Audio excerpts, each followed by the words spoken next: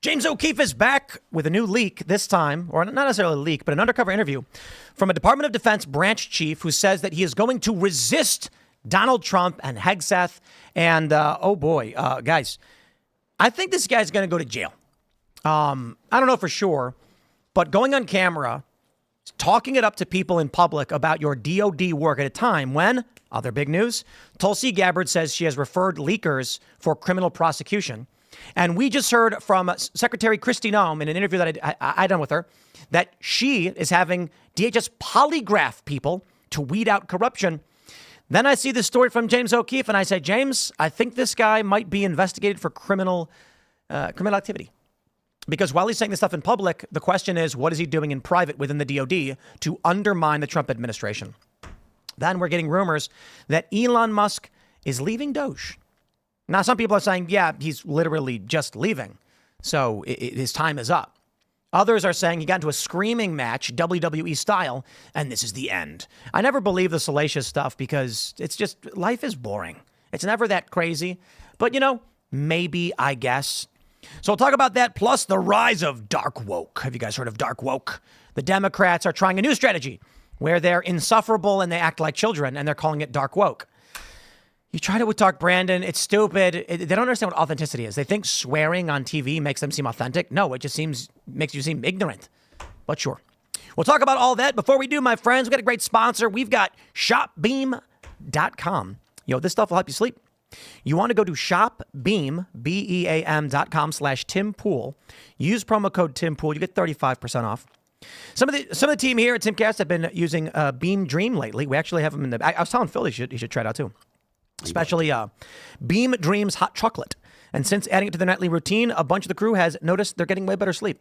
Well, to be fair, I think it's like 2 people, but of the people who have tried the samples, there are rave reviews. We've heard that the difference between nights sleep with Beam and nights without it is dramatic. They're waking up feeling better rested, more focused, ready to go instead of dragging through the morning.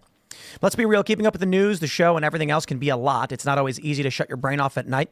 Beam's been a huge help for winding down. The hot chocolate is actually really good too, which makes it even easier to stick with. The super cool thing is actually they sent us this little blender. And so you press the button and it goes. If you've been struggling to get decent sleep, you should consider giving it a shot. Head to shopbeam.com/TimPool. Use the code TimPool for 35% off. If you've already tried it, drop your favorite flavor in the comments. That's interesting. The team's always down to try something new. They gave us 2. We got 2 different flavors, and I'm hearing really good things about them. Shout out to Beam for sponsoring the show. We really do appreciate it. But don't forget, we got coffee, which is the opposite. If you're trying to stay awake, you can go to castbrew.com and drink some amazing coffee. Ian's Graphene Dream, of course, is in stock, and we got a hefty amount. But I'd recommend you try some of our other flavors, such as Luck of the Seamus, Irish Cream.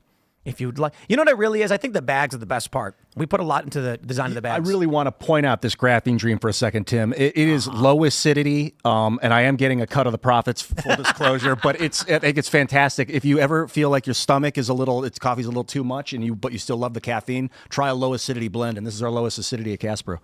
Indeed it is. Also, Jessica knocked it out of the park with the branding. You're right. It is. Did you take a picture of yourself floating like that?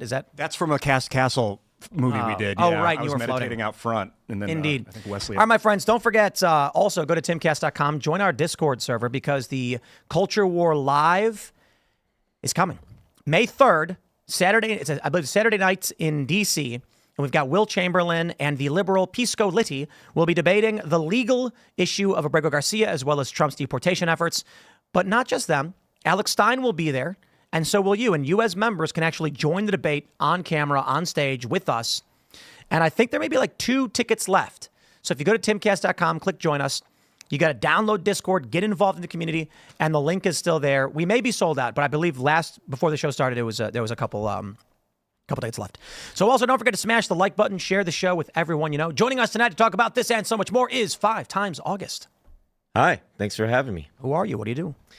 Brad Skistimus, singer-songwriter for 5 times August, creator of the Juicebox Jukebox, content creator, influencer to some degree on X, all sorts of things. What does 5 times August mean?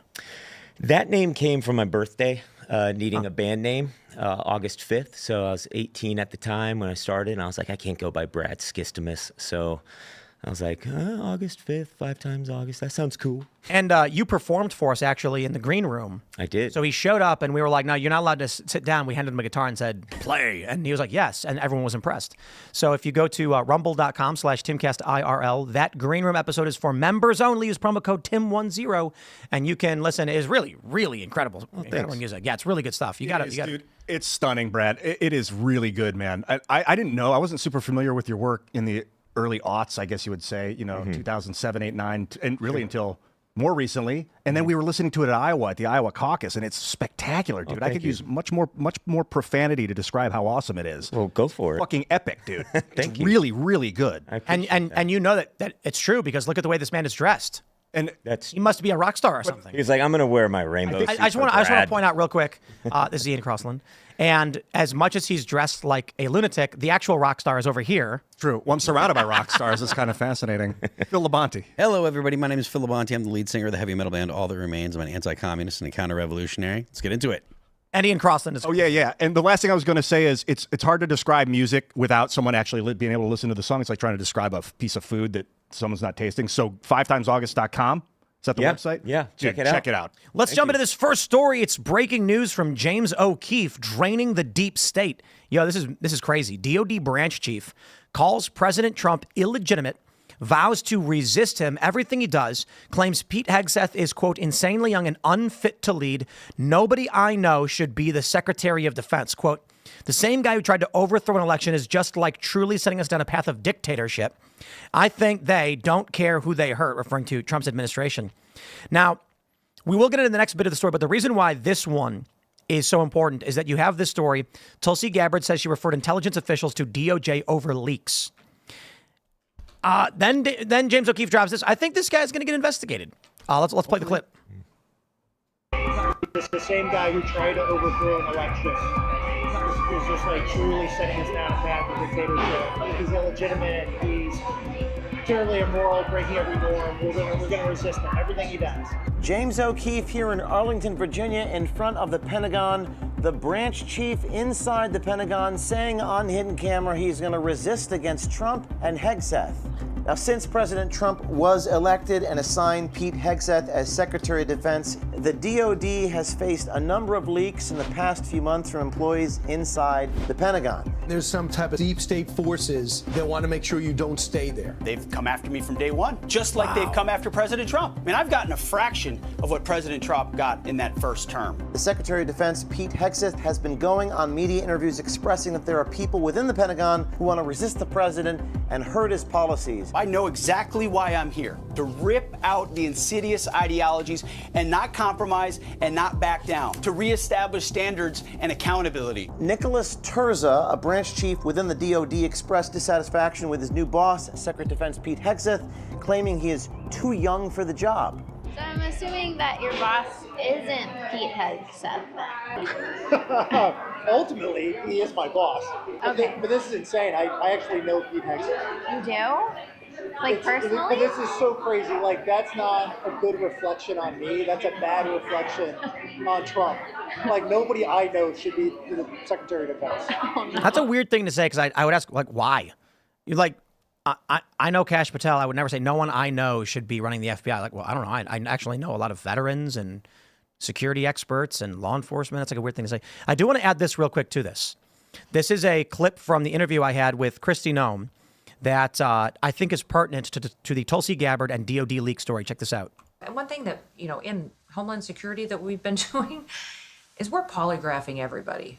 We're kind of going hardcore. So I'm just, I don't trust anybody. And I really polygraphing yeah, we are polygraphing everybody. So if I had a CBP officer that was sitting there and facilitated child trafficking, first thing I do is put him on a polygraph and start building a case against him.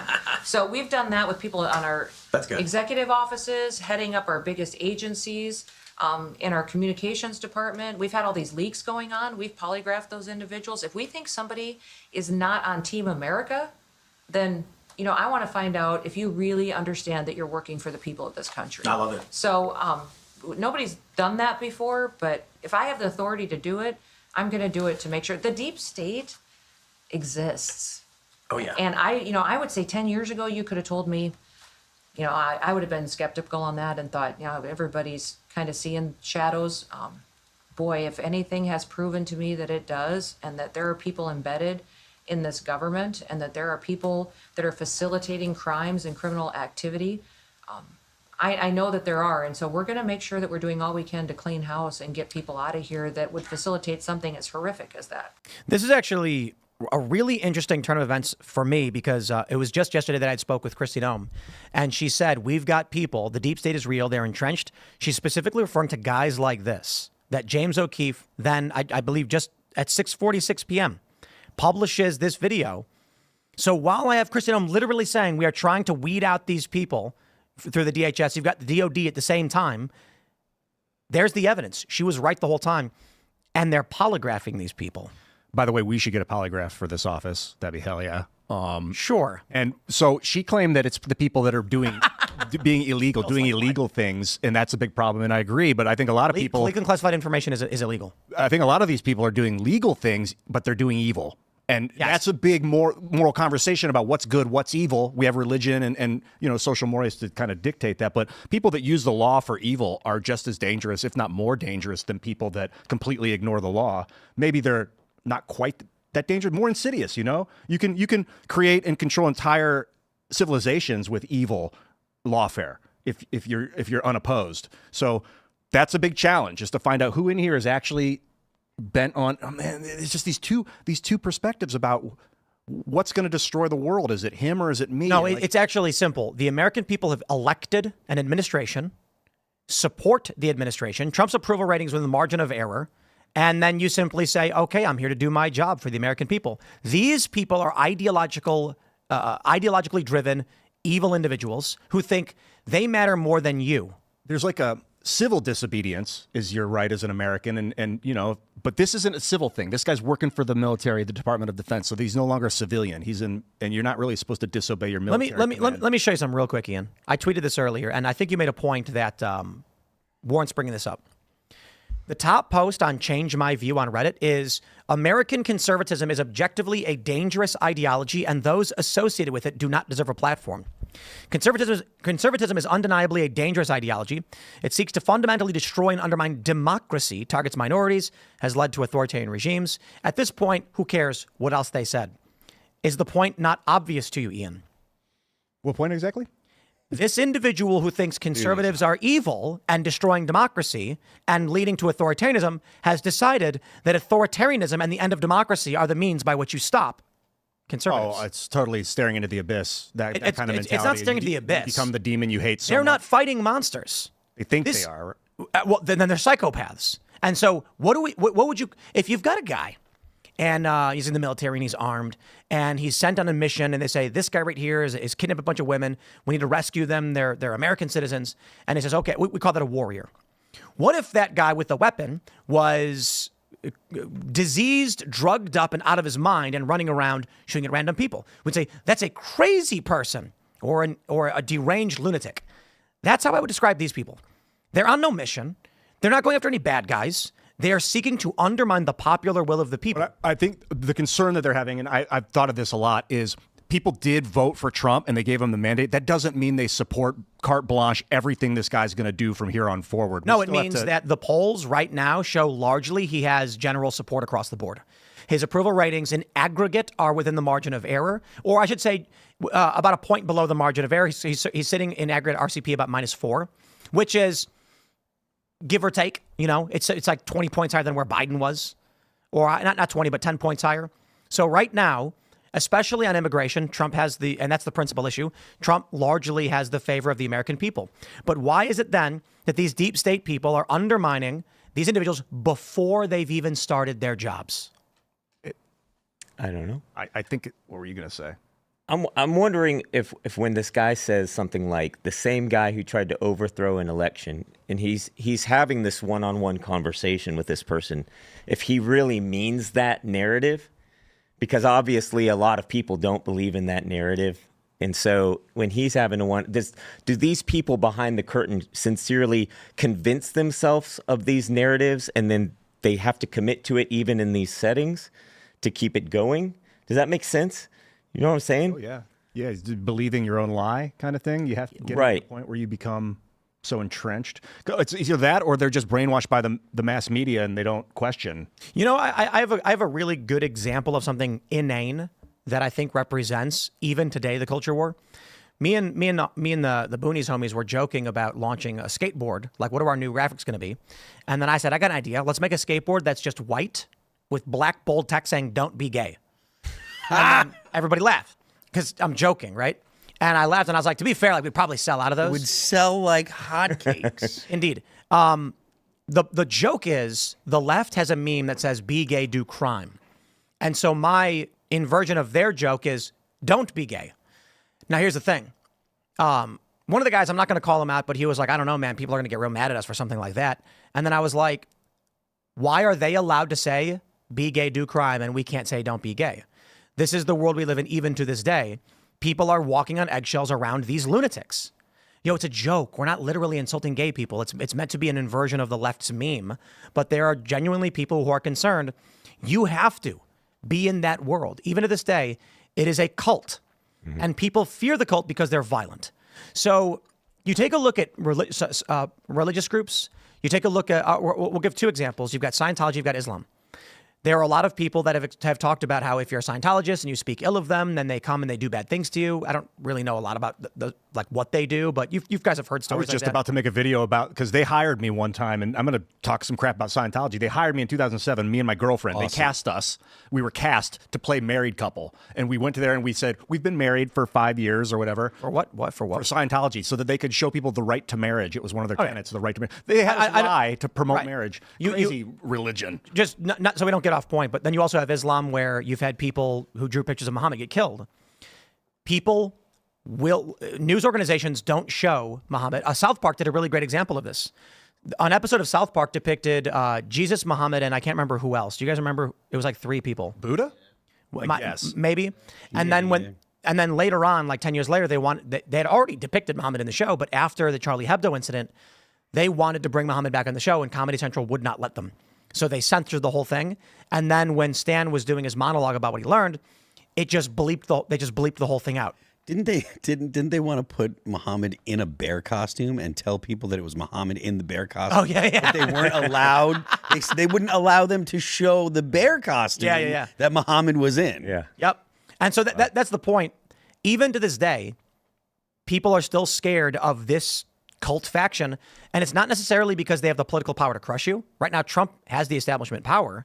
It's because they're deranged, violent lunatics who will cause you harm, and nobody wants to be confrontational. And I think people are also trained over the last 8 years to keep their mouth shut and not violate the COVID narrative or other things that get you censored offline. So there's still a lot of this chilling that people are thawing. Do you think do you think it's still thawing, or do you think that it's my sense that that's over, and there are people that are extremely enthusiastically saying the taboo things nowadays? I bet it's just like when water boils, part of that water turns into gas first, and then other parts of the water will start to turn into gas. That's the heat. You're someone that's already slapped it away, and you're like hot.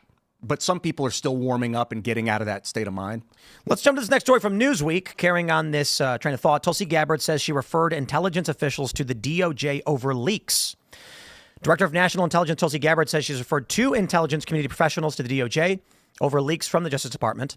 She told Fox News Digital on Wednesday that she's planning to refer a 3rd shortly. I look forward to working with the DOJ and the FBI to investigate, terminate, and prosecute these criminals. I love it. Right to jail. Christine Owens said something similar about individual. They have leakers, and they're going to be investigating and going after these individuals. The Defense Department has come under fire after Pete Hegseth and other top Trump officials engaged in a single group chat. Blah, blah, blah. We get it. Gabbard said those who leak classified information will be found and held accountable to the fullest extent of the law. This is amazing because with the people like that guy, the branch chief in the DoD that James OKeefe has just exposed, criminally charging them for the crimes they committed. I'm not saying going after whistleblowers. I'm saying if somebody is leaking classified information, you criminally charge them and then let all the other weird woke cultists in the deep state know. you will go to jail all the same for leaking information. That's an important part. It's not just about getting the dude that did the actual, leak the information or whatever.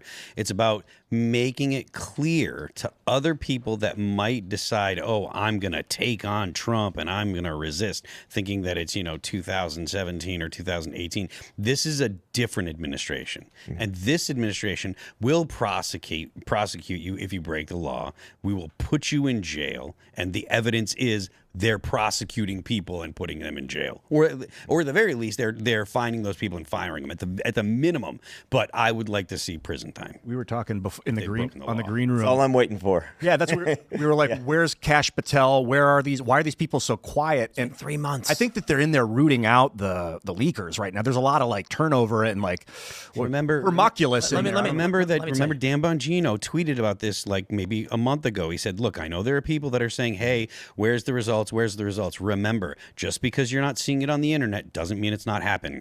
We're working behind the scenes." Small room with a steel table and a low lamp, and Dan Bongino's leaning in, talking to Pam Bondi, Kash Patel, Pete Hegseth, and he slides a piece of paper, pictures on it, and he says, "These are the guys we're going after." It's going to take time. They got to investigate. It's been only a few months. So people are expecting scenarios like that where, I assure you it's probably very mundane. Kash is going to walk into the office and Dan's going to be there and be like, "Oh, can you take a look at this form?" And he's going to look and it's like, "Oh, okay. So this guy was leaking to the press." It's like, "Okay, that's really bad. All right, let's go over this." It's probably very mundane and they're probably working. There's a lot of paperwork. But also, if you really do think there's a deep state, Kash and Dan aren't going to come out and just here's a list of names of people we're going after. We've built a case in 3 months. We walked in the door. We had all the evidence. We were done. Nah. I think they're working on. I talked with Gorka about this. We're putting that interview up tomorrow. But he was basically like, Kash was a victim of this, and Dan has dedicated himself to weeding out this corruption. It will happen. And I asked him, I was like, "You're basically warning the deep state right now. We are coming for you." It's like, they know. Of course they know. Mm-hmm. So I give them all the benefit of the doubt that I can muster up. They've got 4 years to do something, but I really do expect something to happen within this year. I could see them for 2 years. All they're really, the FBI, that's the FBI's job, is to weed out internal corruption, more or less, solve internal crimes and things. 2 years of this. And I'm concerned a little bit about the Trump administration's, their whole purview and what they're going to be able to accomplish. Because then the rest of the time they're just worried about, it's like they're trying to put out fires. They're trying to fix problems, bloated governance, mass illegal immigration, which is like, if you let them in illegally, how are we supposed to get them out legally? You let them in illegally. So Trump's toying with we're not going to even have trials for these people. Did you know that they don't get trials to begin with? Illegal immigrants, do they have to, what I thought was immigration courts? No? Immigration court is for people who have visas and came here legally and then are facing an end of their visa or a violation of the terms of their immigration. People who come here illegally, like crossing through the border, get what's called expedited removal. They don't even get a hearing. They are taken. Is determined by ICE. That is the normal legal process. So Donald Trump said, "Why would we give them trials? We don't have time for that." And the media is twisting it and trying to create the impression among the American people that trials are a normal thing that happens for all illegal immigrants, which has never been the case. The only people who get the Supreme Court has argued specific hearings for those under the Alien Enemies Act because those people are going to a prison and not simply being deported. Trump still has full authority to deport anybody under expedited removal processes, which is if ICE determines that you're an illegal immigrant, bye. That's it.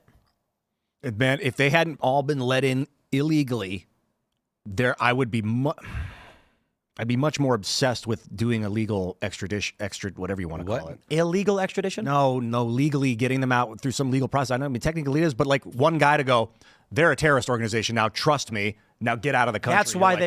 That's why they get hearings. And the Trump admin has actually been dropping charges against some of these individuals because they can now. It's easier to deport them if they don't do that. It's not. It's the terrorist organization part is secondary. If they're illegal immigrants, get them out. Right, put as much pressure on them as you can from as many different ways as you can for either to pick them up, but the government can pick them up, or get them to leave. Go after the people that are hiring them, so that way they can't work. Put a couple businesses out of business because they hired too many illegals, and that'll fix your problem with hiring illegals real quick. But it's got to happen that way because there aren't enough if there has to be a hearing for every single illegal that we wanted to deport, or that the administration wants to deport, then you're not ever going to deport enough people. You don't have enough courts. It'll take forever. It'll take. And I don't want kangaroo courts. That's why they're doing it. That's why they're doing it. And so the Trump administration, Donald Trump didn't say, I am ending the standard practice of trials for illegal immigrants. He said, we don't do this. We've never done this. Why would we do it now? And the New York Times falsely framed it and manipulated the context. And they've got Democrats coming out saying Trump is trying to take criminal trials away from people, as if he's talking about Americans now, because they're scumbag liars. And this is all they do. They lie all day. And if you call them a liar because they're lying, they call you conservative or right wing. You're very far right, Ian. Apparently, I'm so far right, I'm far left. Let's dance in the middle somewhere. Left and right these days are, it's true and false. Left is false, right is true. That's it. Like, are you good or evil? Are you lawful or chaotic? That's what I want to know. I think the modern day conservative is like a 90s Democrat. I understand what you're saying, but I colloquially, I don't agree. There are a lot of modern conservatives who are 90s Democrats, but Ben Shapiro certainly is not. Steven Crowder certainly is not.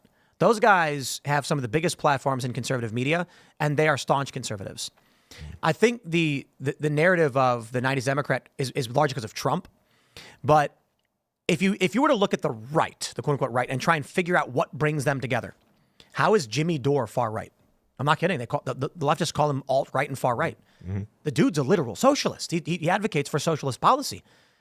He's right wing because he believes in the truth. Because he'll tell you, like, Trump never did that. And then they go, oh, you're defending Trump. And he's like, no, I'm telling you the truth. And they're like, that's right wing. You know, if you look out into the universe, it's a sphere. We're inside of a sphere. They call it, you can see the cosmic microwave background on this sphere. Everywhere you look, it's the universe. And it's like these people are in a universe of right wing. And they're this liberal bubble inside this right. So everywhere they look, if it's not in their little bubble, it's right wing. Yeah. Exactly. It basically became the woke left, and then everybody else on that other side is conservative. It is conservative. But you know what I think? The woke left is very small, but their sphere, they have control over a lot of people. Right. They've got the megaphone. And the people that are on the left are terrified to speak up because they're scared of being not left. They're so desperate to call themselves left wing and so scared of being called right wing. It truly is the epitome of cowardice to fear being called right wing. The brand right wing has now been so tarnished. There are people that associate that with, just say, if you're right wing, then you must be a fascist. And people associate the term fascist with Nazis. They're all equivalent in a lot of people's heads, and they're not the same at all. Mm-hmm. But that's the way, specifically center kind of center or center left people. That's the way they perceive it. That's why when the far left or the left, call people Nazis and blah blah blah, everyone's terrified of being called those things. I mean, it's just a name like any other insult. But I do think it's waning. I do too. I agree. But more and more, it's like, I don't know what that means. Anything. Yeah, like your race is like, oh, I don't know what that means. Like when they started calling Jewish people Nazis, I was just like, I'm confused now. And I'm not talking about Zionists, the Jewish people. I'm talking about literally, like, they started calling conservative Jewish people in the United States Nazis, and I'm just like, I don't know where you're at. I don't know what you think. You're a cult. It's certainly maddening when people are found to put swastikas on other people's cars, and they're like, you're a Nazi, and then they put a swastika on the car. Like, yo, bro, if you put the swastika on the guy's car, you're the Nazi. Like, you're the one that's... Well, the point I was making is using force and threat, whatever the imagery is, and then calling someone else a pejorative. Like, that's... The point I was making before is, if they really thought you were a Nazi for having a Tesla, and they spray painted the swastika on your car, I'm imagining like the Nazi walking out of his house being like, hey, what are you doing? And they're like, I'm spraying a swastika on your car.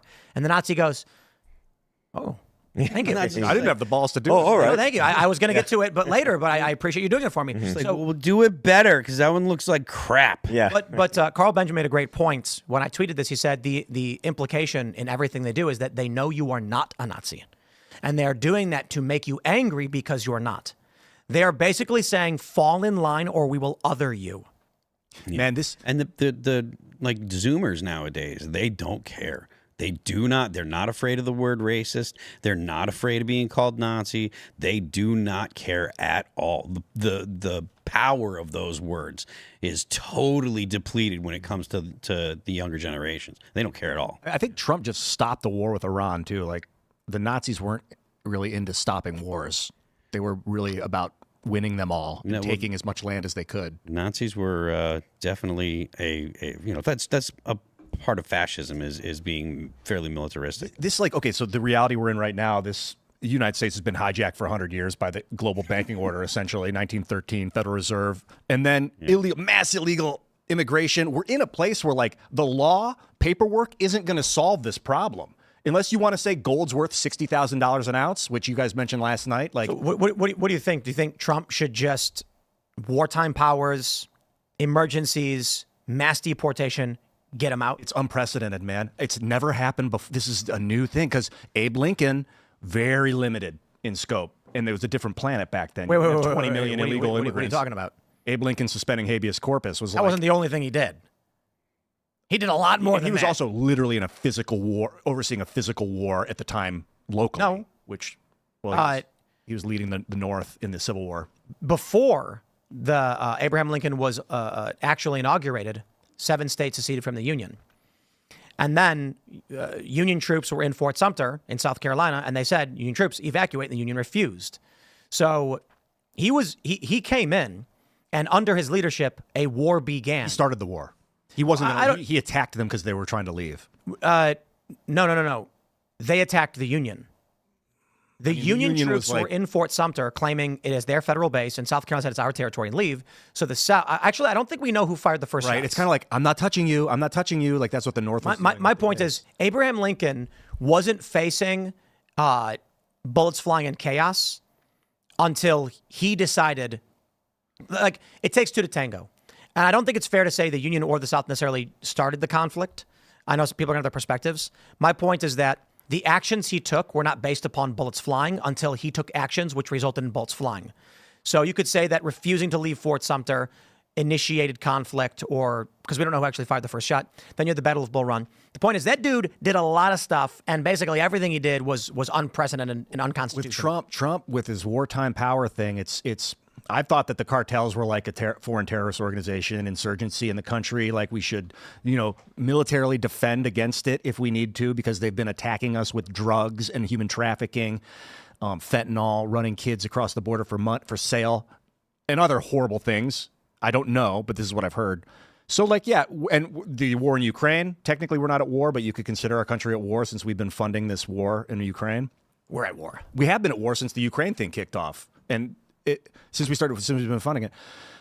But how hard do you take it? Because the whole world's watching. Everything's being recorded. Whatever he does will be precedent for what comes next. So if Joe Rogan had this clip from one of his last shows, and he was basically saying there's a lot of people saying just round them up, get them all out there, send them all to El Salvador, and it's wrong. Because what happens when the next president gets in? Well, Joe is wrong. Joe is right about the fact that we can't just round people up and send them all off without due process, right? But I think Joe doesn't understand, one, the due process for illegal immigrants is literally ICE checks your information and then you leave. You don't get a hearing. This is not normal. Not every illegal immigrant gets hearings. That's the due process. The due process is, are you a citizen? No. Oh, goodbye. They give them a chance to go to their house and collect their stuff, and then they're like... No, not expedited removals. Okay. So if you enter illegally or with forged documents, it's expedited removal. You don't get a hearing. If you're here legally and then violate the terms of your immigration, you can get a hearing. You can appeal. And then you've got for the AEA, which is accusing you of actually being part of a criminal organization, a terrorist organization. The Supreme Court says you must have an actual hearing for that. So if you want to get an appeal, it has to be you are actually arguing that your legal immigration status is being wrongfully terminated or something. But here's the problem with what Joe is saying. This idea of the next president is going to do it to you. They already did. Yeah. The Biden administration stripped J6s of their due process rights, imprisoning people. The judges were denying their access to evidence. They were charged on they were wrongly charged on false statutes. Let's just say this: of the J6s who were charged for obstructing an official proceeding, which I believe was maybe 20% or so or less. That charge was wrong. The Supreme Court said you can't charge them with that. That's a violation of their due process. They were denied access to the surveillance footage from the Capitol. 41,000 hours was withheld for years with these people sitting in solitary confinement. That means every single J6er had their due process rights violated because they're supposed to have constitutionally access to the evidence.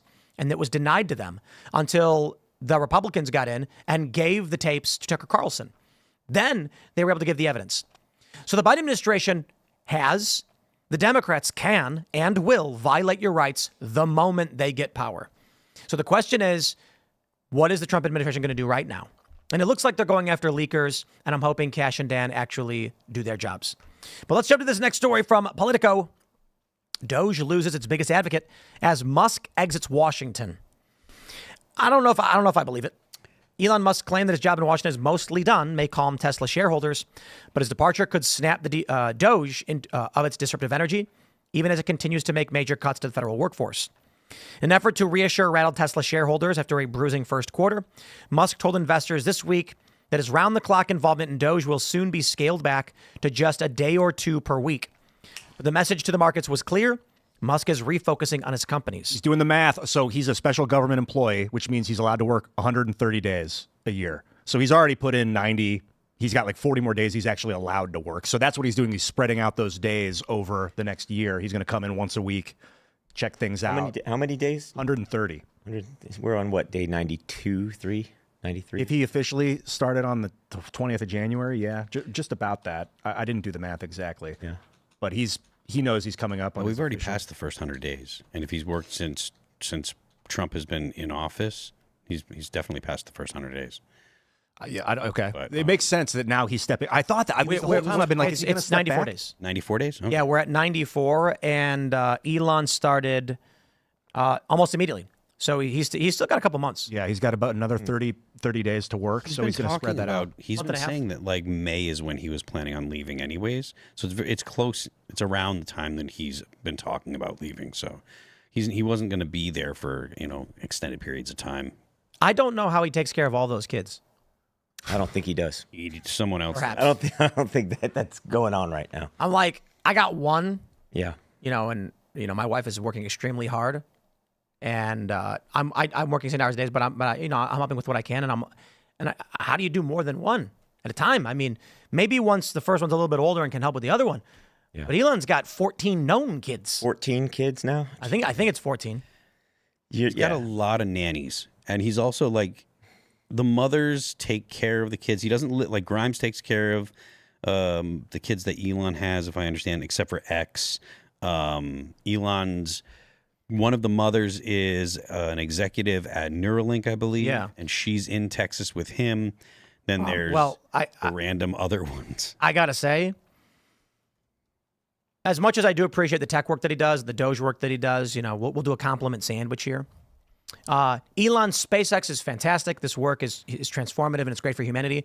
Then I think his kids statistically will be drug users and criminals based on the fact that they don't have a dad. And then we'll say Tesla is an amazing company. I'm a huge fan. I own 3. So we'll give him a compliment sandwich. Somebody said about his oldest, was it his oldest kid? He said that he said that his son or his daughter it became a transition sex. And then he said it was the woke mind virus had killed his child. Mm-hmm. And he was saying like, my child is dead. He was saying things like that. And that's like, firstly, but parents don't say that about their kids unless you're not really their parent. That's okay to say though, because they don't want you to what's called dead name them. So once they've made the transition, your old name is the dead name of them. And if you use it, it's offensive to them. So for Elon is technically correct there in saying that his son is dead. But that's like him accepting this narrative that my new name is real and my old name is no longer. It's like, bro, you're both, dude. You're still you. That's not how trans people think. And also that there's so much animosity between Elon's trans child and Elon. It's not my business or whatever to comment on, but he's spoken very, very critically, or they've both spoken very critically of each other. I feel horrible trashing on anything Elon's doing, because I'm with you on this, Tim. He's a phenomenal human being, and a lot of the great people in history aren't known for their awesome personalities. They were dickheads, or they were horrible, abusive, raging alcoholic, violent, but they did amazing things for society. A lot of war leaders. Yeah, you praise the good, you criticize the bad. I mean, Trump's not known for being a strong family man, but he's got a good family. I mean, like, I don't know how many baby mamas he's got, but right, he's routinely criticized. 2 or 3. How many Trump kids are really out there? Well, you know, I think how many he's got? What, 5 kids? I thought this today. But his kids are actually all pretty great, to be completely honest. Yeah, like having met them, they're successful, smart, well-rounded. So he's done a good job, despite the fact. I will say this: I believe that you should be married once. You should not get divorced. You should have kids, and you work together with your partner. I'm not a fan of divorce or multiple baby moms. Well, I was thinking about it today, and this part, because I listened to you talk more about that on the show. Like you were like death before dishonor, and you pulled up the ring of power. I was like, fuck yeah. The ring of power. Yeah, my wedding ring. The world. Elon says the world needs more people. Okay, on its face, yeah, I guess, but we don't need more psychopaths. So poorly raised children that can turn violent are actually worse for the planet. With the mental powers of Elon Musk. Oh my gosh. You still need a foundation as a kid, though. Even if your dad's Elon Musk, you need that foundation to be secure for yourself. Otherwise, you have 14, half Elon Musks that didn't have a dad. Wouldn't it be like a wild story if Elon's transgender son ended up becoming like a very prominent political leader with millions of followers, rivaling the influence of Elon? Oh shit! He's created. Don't give him any ideas. My father's property. The left will do that tomorrow and lift him up. I'm not saying that his kids are psychopaths. I'm not saying that. I'm just saying kids without parents turn out to be generally have a rougher existence of the world. Higher likelihood without a father specifically to be a criminal or drug user. That was the point I was making earlier. And I don't think we necessarily need more fatherless. I mean, in a world where there's no kids and it's a tribe of 9 of us, have as many kids as you possibly can, whether you see them again or not. Like a fish in the water. Maybe that's Elon's mentality, considering the fertility is at like 1.3, and this is a huge problem. Mm-hmm. People in this country. He's like, I'll take care of it. Here's 14. I mean, hey, he's pulling his weight. I guess pomp and circumstances out the window when you're dealing with the extinction of humanity. Let's be real. Like, it really does on the surface look like Elon's principal concern for everything is human extinction. That's why he wants to colonize Mars, and why he wants many, many babies. He's like, there's not enough humans. Population is shrinking. I'm going to do everything I can. So he has tons of babies. Then he goes, if the Earth gets hit by like an asteroid or something, humanity is wiped out. So we got to colonize Mars. So we're interplanetary. So we can't go extinct. And he's like, my kids first. So that's been his whole agenda the whole time. It's like, I'm going to make a bunch of babies, then send them to space. And then it's like, not Mars anymore. It's like, Elon Musk, Mars. Wouldn't that be like kind of creepy, but also like really funny if like the first ship to Mars, he just abruptly at the last minute puts all of his kids on it and then sends it to Mars. And they're like, wait, those people weren't on the flight manifest. What are you doing? And he's like, my kids will survive. And then they go to Mars. And then he just has like a whole bunch of Musks. Like there's like 40 kids on Mars, all related to him. The Optimus robots taking care of him. Yeah. Yeah. I mean, that's actually pretty crazy. If we get those Optimus robots, or not like the Atlas robots, if we get autonomous robots, send them to Mars, they can just start building. Well, that's what his plan is. He literally said that the end of next year, his plan is to have a starship with Optimus robots go to Mars. That's his goal. I don't know if he's going to make it, because there's only, I think it's every 2 years is there a window to actually get to Mars. So if he misses this one, it's going to be another, 3 years from now until they can actually try another, make another attempt. Didn't he offer? Was it like $15 million something? What was that story to Ashley St. Clair? I was thinking about her just now when we were talking. He just posted today that we haven't been to Mars in like 55. Or sorry, we haven't been to the moon. Yeah. We haven't been to the moon in 50, however many years it's been, 55, something like that. That's been my thing with Elon. I'm like, why don't you just go to we've never been to the moon? Well, exactly. I'm like thinking like, I'm not, because I'm saying why doesn't he try to go to the moon first? Why doesn't he just return to where we've been? That is the plan.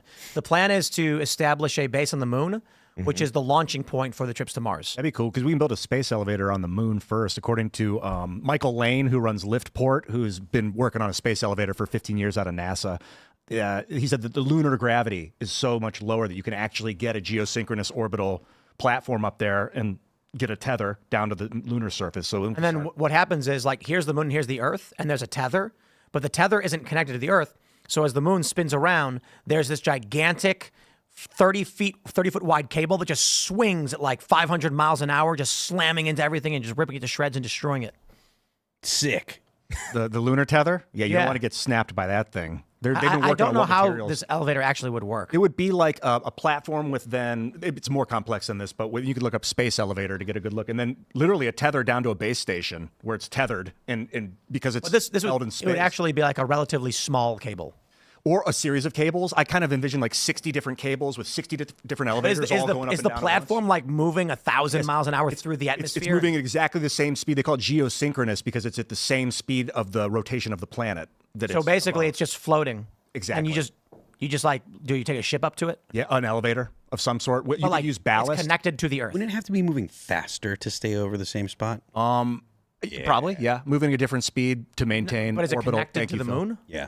By tether, yeah. By So we're literally, you're saying we're connecting the moon to the Earth. No. The moon to a platform above the moon, about 30 miles up or something, and then there'll be eventually a platform above Earth with a tether down to the Earth. So you'd go from platform to platform. So you wouldn't have to get through gravity every time you launch. You just basically. Oh, I see. So we like on Earth, there's a massive tower that goes into space. Yeah, probably like I think 60 different elevators all at once. So it'd be a huge football field, 10 football field size place in Mexico or something where it's close enough, right at the right position. There's areas of Earth where geosynchronicity becomes viable, and they're usually just above and below the equator. So like Mexico would be a good spot. That's why we do our launches out of Florida. Closer to the equator is better, more speed. I've been ever since Civilization when I saw the space elevator is one of the wonders you could build. I didn't even never heard of it, but so we're gonna do that on the moon. It's my daughter is going to. I was explaining this to my wife that one of her homeschooling assignments is going to be 1 hour of Civilization 4 every day. Yeah, I heard the new one's terrible. Leonard Nimoy explaining science and math to my child. Oh, that's awesome. The new one apparently is no good. I was just thinking about Ashley St. Clair again. Do you guys want to? I feel like I'm violating her privacy, but here we go. We got this story from the New York Times. What is dark woke? Democrats are trying on a new attitude. It's provocative, edgy, and perilously towing the line of not being too offensive. In other words, cringe. Cringe. Basically, the dark woke videos is literally just them cussing, because they don't understand authenticity. Quote, Republicans have essentially put Democrats in a respectability prison, says Bhavik Lathia, a communications consultant and former digital director for the Wisconsin Democratic Party. There's an extreme imbalance in strategy that allows Republicans to say stuff that really grabs voters' attention, where we're stuck saying boring pablum. I see this as a strategic shift within the Democratic messaging. I'm a big fan of dark woke. Okay, it's a dark woke. Okay, let me explain something to you. When I say something like, if I criticize Elon still follows me. And if I criticize a prominent conservative, they just debate me. But on the left, when you disagree with them, they destroy your life. So that means there's more opportunity for people on the right to experiment to say their ideas. Not even experiment, but someone on the right can say something like, I think we should build an alligator moat on the border. If a conservative came out right now and said, I'm dead serious, I want an alligator moat along the southern border, no one's going to cancel that person. If on the left, you said something more extreme, like we should just cut out all of the trans stuff because it's hurting us politically, they will cancel you. This is the problem with the left, not swearing. So now you got all these videos where one woman screaming, this is bull, and she's in Congress saying BS over and over again. That's not authenticity. They're trying to appear like they're normal people by swearing instead of just saying what people think. So I got to tell you, when people all kind of think something and you say it, they laugh and go, yeah, I was thinking the same thing. But if they're thinking of something and then you lie to them and then swear, they don't all of a sudden just agree with you. One of the things that's a good point, a great point. You catch more flies with honey more than you do with vinegar. You catch more flies with shit. That's also probably true. I think. This is a fascinating thing about Jordan Peterson and Joe Rogan's show. I watched about an hour of it. Is Jordan was saying he's thinking about tyranny a lot, and he's like, what's the opposite of tyranny? And he came up with it's play. It's play. It's playing. That's where it's consensual. And it brings about this like kind of growth for people. Kids do it. And I think that's what's on the right in the conservative movement. It's fun. It's playful. Even Donald Trump is playful. He winks and points at people. He's not taking anything too seriously, like deathly serious, of course, deadly serious, because it's the world is prostrate in front of us Americans. We need to help. But they're also having fun. And in the left, in this other environment, it's like, it's just not okay to have fun right now because everybody's hurting and we need to just suffer with me, suffer. And bro, you need to get out of that tyrannical mindset. They don't know how to relate. They're just so detached from the real world that this is the kind of stuff that they come up with. And it's usually a weird spin-off of like, Dark came from Dark Brandon. And then they took, or was it Dark Brandon? Yeah. And then but the conservative right came up with the dark thing. And then they took it and turned it into Dark MAGA. It was Dark MAGA. Dark MAGA. And then it became Dark Brandon. Yep. And they put the laser eyes on Joe Biden, and now they're turning it into Dark Woke. And they think that that's relatable. Indeed, it's not. We're going to say cuss words now. This one was popular. Use it again. Yeah. No, it's not. You got to actually play. You got to show that there's joy at the other side of the road, man, or no one's going to walk it with you. I don't know what joy is, though. That's the thing. Like those people that they're like, aren't you feeling joy? Don't you feel the joy? Praise God! This is what I was saying about Jimmy Dore in the previous segment. He's right wing. It's like, why is he? Why are the left call Jimmy Dore right? Because he's outside their bubble. Because he's talking about what is true and what is not. It's not about whether you're for laissez-faire capitalism or socialism or racial identitarianism or whatever, be it left or right or anti-white or pro-white. It's literally, do you march in lockstep with us or not? So to be authentic and on the right, you can literally give any opinion so long as your facts are rooted in reality, because that's what tethers the right together. Oh, yes, Trump did not say very fine people. You know, he didn't call Nazis very fine people. That never happened. You can then criticize him saying, I don't think he did enough in response to this. And the response from a conservative is going to say, well, I disagree. I think he did what he could by condemning it and people are allowed to protest. No, you're wrong. But we agree on what the fact is. And the fact is Trump never said that. To the left, how do you have an authentic conversation when you have to maintain lies and everyone else knows you're lying? You're going to come out and say, Trump was wrong for saying Nazis were fine people. And they're going to go, he never said that. Whoa, you're a right wing.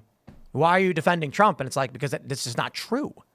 Well, that's what I was asking about with that first guy that was on recorded for OKeefe Media, is when he says what he says about Trump fixing the election, or he was trying to overthrow the election. He's taking a narrative that was all agreed upon on that side and feeding it some more. And that's why I'm like, do they just have a psychological thing in them that says, okay, this is the narrative now, and I will stick with it, even in personal one-on-one conversations, and we'll just keep pretending that this is the narrative?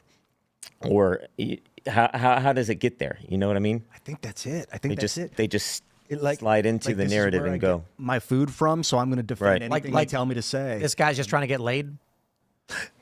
There's that too. Yeah. Imagine talking about subverting the will of the American people and potentially committing crimes because you're trying to hook up with some chick. Hey, baby.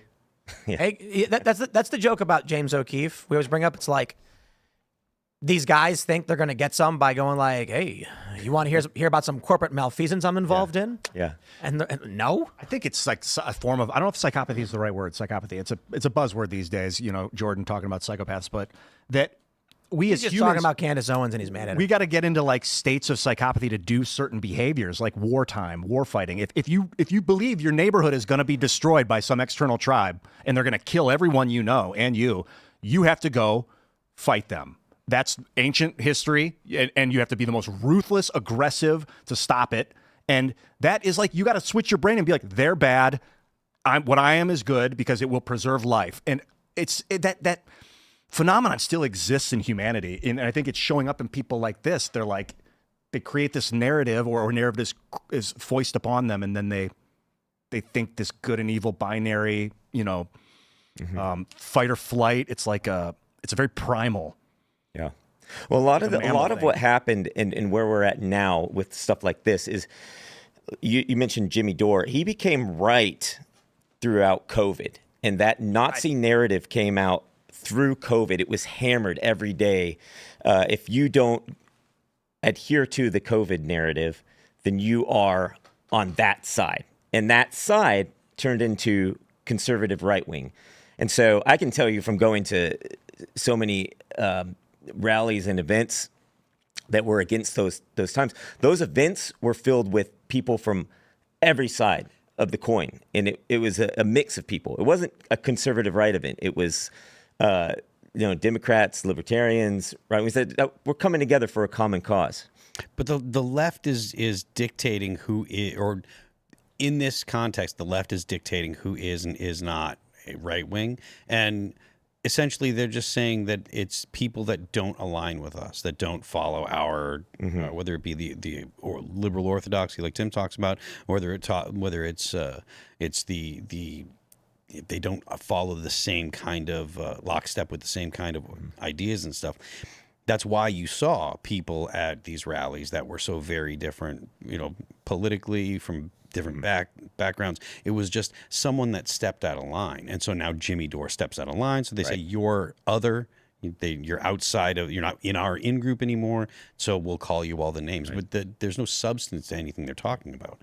So what's the question is, where does that come from? What's the genesis of that when those narratives come through? Who came up with woke? Dark woke? Someone who's an idiot. That came from somewhere, though, right? And every time it comes it came from the Dark Brandon memes. They thought that apparently they feel like that worked. It's just derivative. It was Dark MAGA and it was Trump with glowing red eyes, and they were like, "Yeah, well, we're Dark Brandon, and now it's Dark Woke." They're just ripping off the right every day. Yeah. What people need to realize is that the left didn't know how to meme. Like when memes emerged, it was all right wing. Because right-wing people didn't care about offending anybody to a certain degree that Democrats were too afraid to offend people. So this means that online, people were making Pepe memes and some were extremely offensive intentionally, and people thought it was funny to be shockingly offensive. And the left was like, we can't do that. We can't do that. So then all the memes started emerging, came out of 4chan, and the Donald was the name of the subreddit. That's where memes were largely originating from. The left has started to learn how to meme a little bit by attacking the right. But it is derivative of memes the right created a long time ago. Like Wojaks, for instance, were a 4chan thing largely, and they're now trying to adopt that. It's all derivative. They can't come up with anything original. They are NPC Muppets that are struggling to figure out what they represent. And that's why the party has no leadership. Yeah, if you ask someone to prove some of the stuff they say about Trump and they have to, their evidence is the TV told me, that's not very good. And I think what's happening is they're defending what they think is the American way of life, whatever. They think that if we just hold on to this narrative that we're being told, everything will continue on as normal. But do you think we can have American hegemony, or maybe even should, in a world where we don't control and manipulate people with the media aggressively like they have been for 100 years? Can we? A genuine question to all you guys. I don't know if without manipulating the populace to fall in line, can you actually have statehood hegemony across the planet? Well, you need, it used to be church. The church was largely aligned and everybody went to church. So they lived in a similar moral worldview. Now with mass media, you had the big broadcast towers and everyone lived in a similar moral worldview. There were a lot of voices and dissidents. They just didn't have an opportunity to broadcast. They'd flyer and stuff. But now we're in the decentralized media space, and creepos and crackpots are finding ways to build community and spread a message that is disruptive to the United States. The problem the U.S. has is that, when we were hearing about this narrative about Russia and how it was propping up Trump in this first term, largely not true. And I'd say, arguing based on the evidence from the DOJ and all that stuff that the Democrats were putting out. $100,000 in total was spent on trying to influence various people, and they had a few Facebook pages that weren't particularly successful. However, the U.S. is inundated by a general mass influx from global voices. So how does most of the world feel about a certain issue? They'll go on X, you won't know they're not American, and they'll tell you, and people are starting, because of X, to align their opinions with a global or international opinion as opposed to an American one. But Trump and Trump's base has largely been resistant of that. And so that's why we're seeing this pushback. A reason, I think if you were to actually break it down and you went to like Hassan Piker, for instance, I'd be willing to bet he has a larger percentage of foreign followers than, say, Steven Crowder does. Steven Crowder's followers are probably almost entirely American. And Hassan probably has a decent spattering of European, Canadian, Middle Eastern followers as well. Especially with the Israel commentary that he has, I'd be willing to bet that he's got a substantial portion of his viewership's coming from the Middle East. From like Arabic and Muslim. Hassan is his name, he's Turkish, I think, descent. So maybe there's that too. Total assumption. Yeah, I wouldn't be surprised. No, he's Turkish. Let's jump to this clip, ladies and gentlemen. I have bad news. I'm a freak. Scott Jennings has the clip. He says, posting a longer clip than usual. Big discussion on state of the media last night. Trust is so low, but there's a way to fix it. Make a better product. And I strongly defend new media sources against attacks. They are freaks. Worth the watch from CNN, 10 p.m. last night.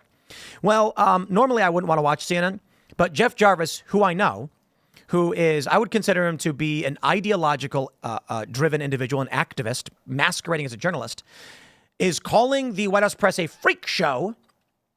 The day that I went there, he goes on TV and then says it's a freak show. Here's the clip. The problem is that the right wing, hello, Scott, has taken advantage of this situation, I think, quite cleverly, quite wisely. They've played into a weakness. What situation? The situation of media being under attack. And so they've created a situation where... You've almost got it. Keep going. What the right wing is taking advantage of is finally the American people saying enough is enough. They're tired of feeling like the mass media screens out one viewpoint versus another in political coverage. They're tired of media institutions favoring one party over another. They're tired of narratives over factual stories. If I had any advice for 60 Minutes or anybody else, it would be just cover the news and try to be fair about it and stop putting your finger on the scale, especially during campaigns. You're talking about the old mass media myth that you could have this thing that was in the middle. The Walter Cronkite saying, that's the way it is, when it wasn't for many Americans the way it was. When people were pissed off. People back in those days trusted the media, did they not? No, they just couldn't be heard because there was no two-way. Now we have the internet. Look at the Gallup polling. It was here, and now it's here. It's fallen off of a cliff. Yeah, we do have that Gallup polling about trust Look at that. in media, and now, as in recent years, and let's be honest, Scott, a lot of this is driven by the rhetoric on your side of the aisle. I mean, it's not. You think it's driven by the rhetoric and not the performance? Absolutely. So my point is this: if you're Well, I actually agree with Heavy Phillips, driven by the rhetoric of truth. When you're saying things like the very fine people hoax, it was a hoax. Trump never said that. We had a journalist on the show just a couple days ago, Tara Palmieri, who after 10 years, it's been 8 years, she still didn't know this. Trump never called Nazis very fine people. She thought he did. Mm-hmm. Now, and I would simply question. With that information, she pushed back on the idea that there was anyone there worth defending. I question why someone purporting to be a journalist never actually watched the video or read the transcript. She just believed it. So if you don't know it's there, you don't even know how to look for it. Scott, what do you mean? If someone says to me, Tim, did you hear that Trump punched a baby? I'll say, prove it. I'll say, show me the video. Show me the transcript, and I want sources. I will literally say, source. Where are you getting that from? I want evidence it happened. So on this show, we do our best, but nobody's perfect. And I'll even give that credit to corporations. Sometimes they get things wrong unintentionally. They largely intentionally make things false. The Covington smear. Not a single one of these people decided to actually look at what happened with the Covington kids. And we're going back years, but now the Maryland man hoax. I got to talk about that. Okay, if I see both sides of this Maryland man thing. If I moved to California and some shit went down. Ian, where are you from?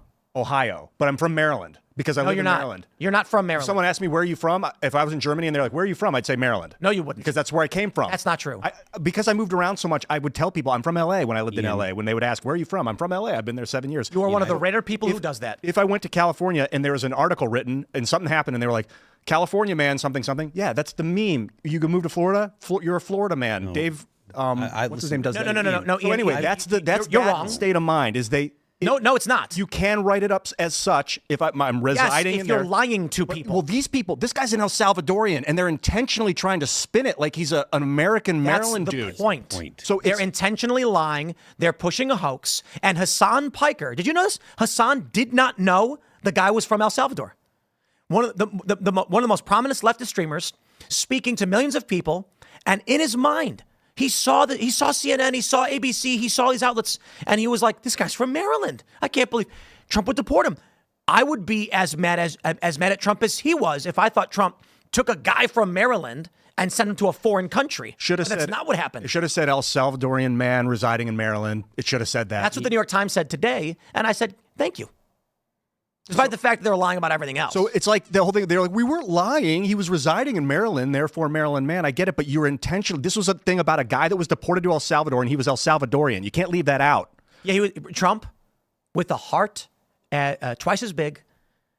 He brought Abrego Garcia home. Thank you, Trump. Thank you for letting me. Let me play the rest of this clip because Jarvis calls us freaks. CBS or any other news outlet, the reason that you have lost trust ought to be obvious to you, and the way to fix it also ought to be obvious to you, and it has nothing to do with Donald Trump and everything to do with the product. Just try to make a better product that appeals to more people, and the way you appeal to more people is by not crapping on half or more than half of the country because of their values and political viewpoints. I think that is what you'd end up with in that press room then is, and these are my words, the freak show that Trump wants.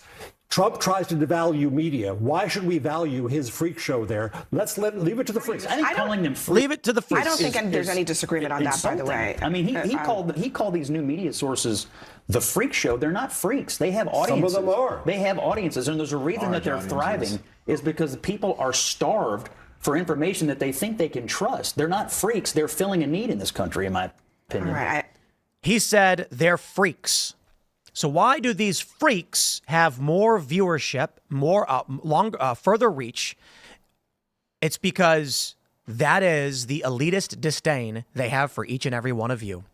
To those of you who are loyal viewers of Timcast IRL, I saw many of you were posting messages thanking me for being there and congratulating me for being there. Some people were saying, how dare you, Tim, not wear a suit? I got those messages too. But the people who watch the show watch it because you trust us. Like Scott Jennings says, we fill a need. This show only has an audience because we must be doing something right. We have made a good product. I read the news all day, every day. I do a morning show. If I don't do the morning show, I don't got nothing for the nightly show. It's very hard to do Timcast IRL because the pre-production and research is my morning show. I read hundreds of articles every day. I'm reading tweets. I'm watching videos. I'm fact-checking things. And then when it comes to Timcast IRL, I largely have read everything in the day, and I have a general idea of what these stories are. Jeff Jarvis doesn't do anything. He's a professor at a university. He doesn't actually work in media, and he's calling all of us freaks. The people in that room are uncurious. They don't fact check. They don't know that Trump never called Nazis very fine people. They don't know that Abrego Garcia is from El Salvador, and they don't bother to investigate. And I'll say this too, as much as a lot of people were very much entertained by Attar's appearance, and I very much enjoyed the conversation and the arguments and the debate. She did not know what was in the Signalgate texts. Okay, her understanding of these stories as a Brooklyn-based journalist is surface level. We've gone over those texts thousands of times, like not literally thousands. You know what I mean? We've done the stories over and over and over again. So when I'm having a conversation about them, I'm like, I think I had to read those things like 15 times within an hour. From sourcing the story and trying to understand it, to reading it during the show, to sharing with other people, to explaining to those who are going to be editing or putting clips together or something like that, what part of I'm reading the text over and over and over again. And so when it comes to a conversation, I'm like, I know what's in those texts. I know what was said. I could probably paraphrase each text. I've read it so much. These journalists that are in the White House, they show up and their editor's like, ask her about this. And they go, okay. And then they don't even know what they're talking about. That's normal to these people. But when anybody with an opposing viewpoint is finally let in, to the elites, it's a freak show. But I would like to say this. I want to give a heartfelt thank you to Jeff Jarvis for everything he's done to help me in my career. The advice he had given me at the start of my career was invaluable. His invitation to the Knight Foundation award ceremony at CUNY was an honor, and I will never forget that moment. Jeff, if it wasn't for you, this wouldn't be possible. That day I sat in the White House was thanks to you. It's awesome. I'd like to see that guy here and just to let him say it. Well, firstly, when you're talking about journalism, not all journalists are researchers, and that's sorely lacking in this industry at the moment, I believe. A lot of journalists will just repeat things that they see. That's not real research. That's not research. But understand what you just said. Yeah, I could just pick up a journal and start journaling, and then all of a sudden I'm a journalist. Come on. But you got to do research. Journalist, literally in the name, represents those who are writing things down, storing facts, and keeping journals, logs of what is going on. Yeah. That's not what journalists do anymore. Well, it'll be like, I saw it on TV, and then they'll write it down, and then they'll say it as if it's real without actually researching where the TV heard it. You know, you got to go deep if you want to, with confidence, explain. Yeah, but why facets of would they reality. do that? Because what they're going after is clicks. You know, that's their problem right now, is that they're after whatever can generate them their ad rev, right? So that's why they don't bother looking back. It's whatever the headline says to generate those ad rev clicks. Well, yeah, I mean, that's totally true. But what they're actually looking for is some kind of inflammatory headline that will, just like you said, generate clicks, but also will satisfy the preconceptions of their viewership. Their viewership, they know what they're looking for. CNN knows exactly what their viewers want, the viewership that they've built. Same thing with MSNBC, same thing with Fox. And they make sure that their stories are going to feed people what they want to hear. Right. You know? Yeah. And the question is, where does the genesis of each one of those little narratives come from? Because at some point it slips in, and then the monster grabs a hold of it and continues to spread, right?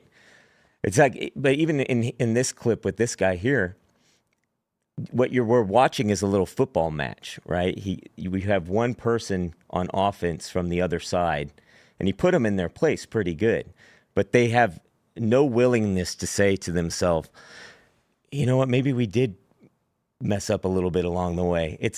You heard her. She goes, you know, and it's all because of you guys.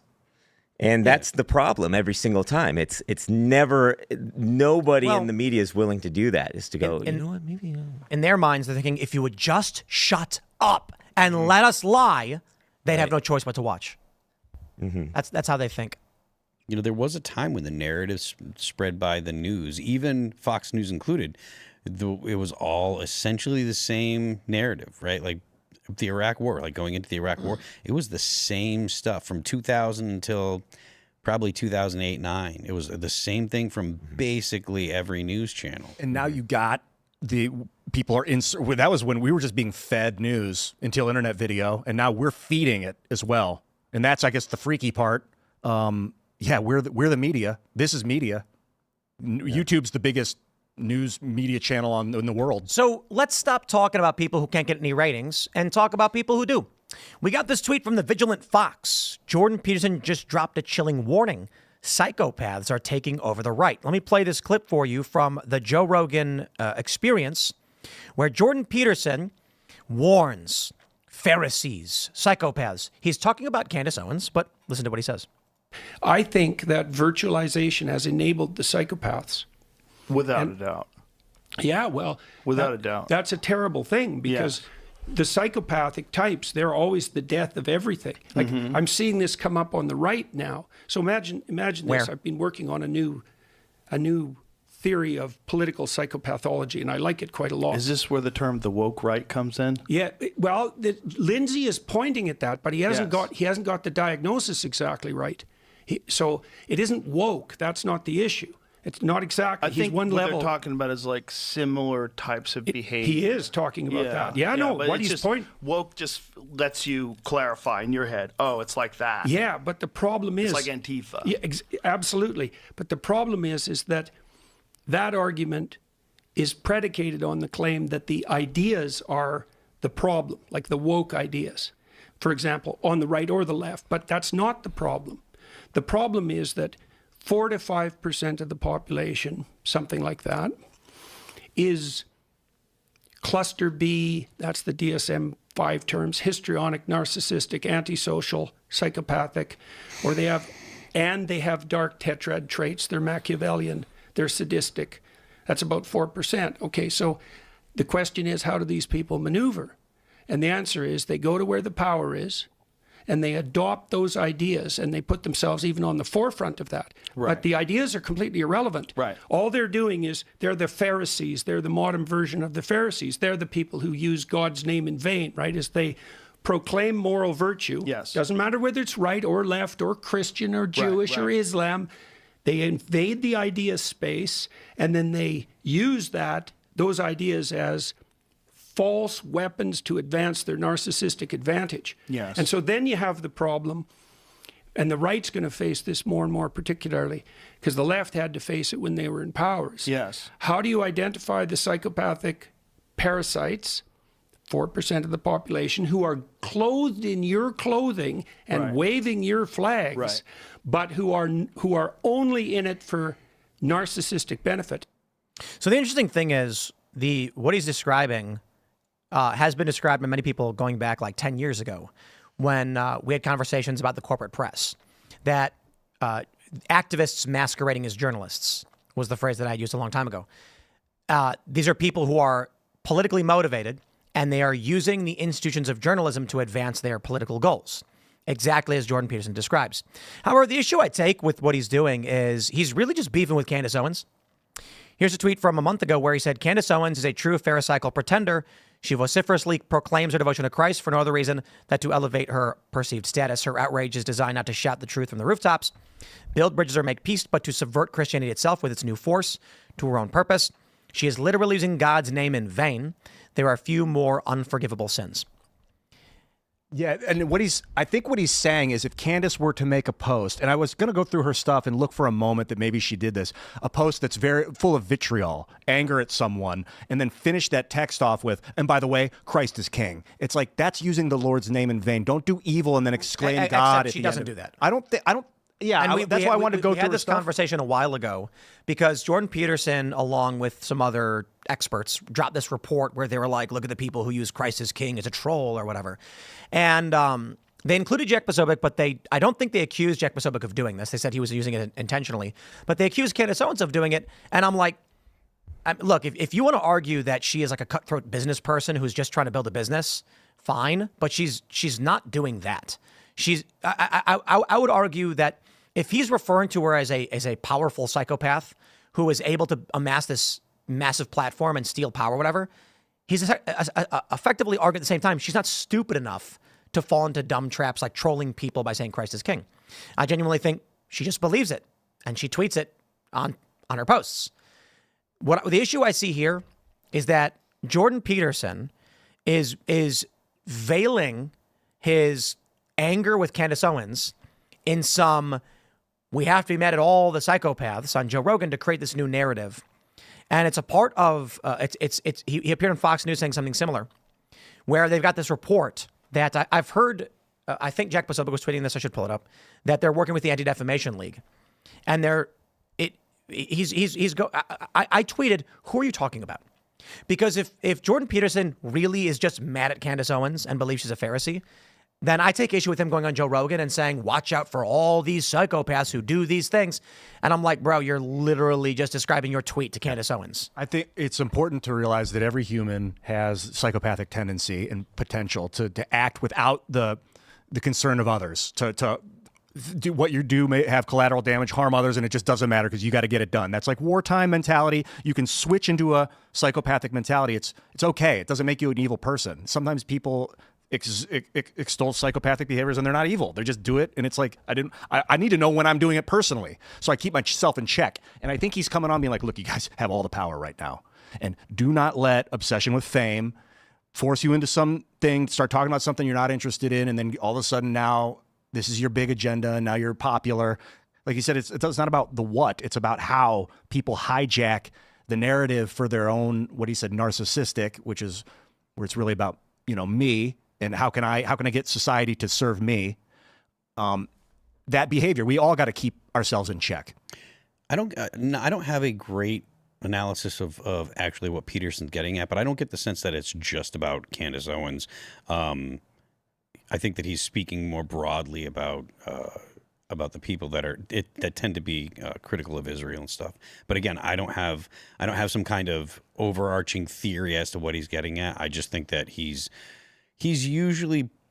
been fairly good at articulating his position and being forthright about what he's saying.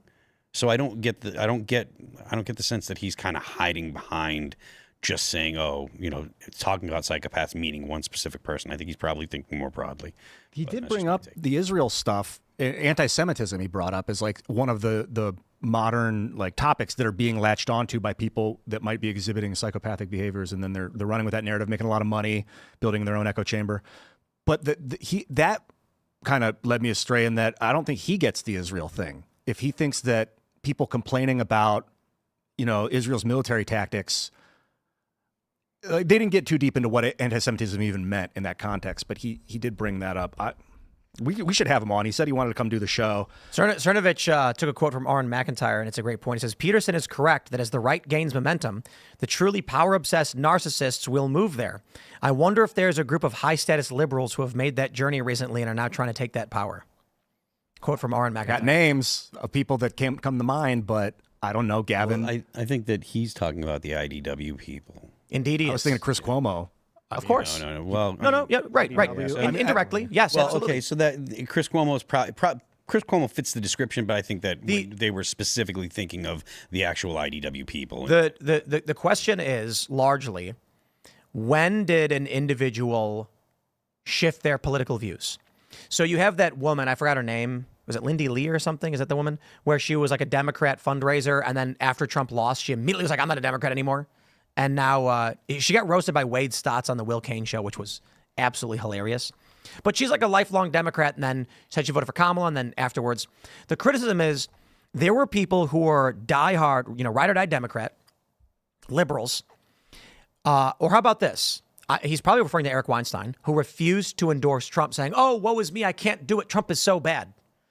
And then there were people who very early on were... There were two spaces, of which obviously I fall into one of them, which is the stop making me defend Trump. This was the period where it was like, I'm not a big fan of his policies, but you're lying about him. Stop lying about the guy. And then I was backing Tulsi Gabbard and Andrew Yang, and when they lost, I said that I'm voting for Trump.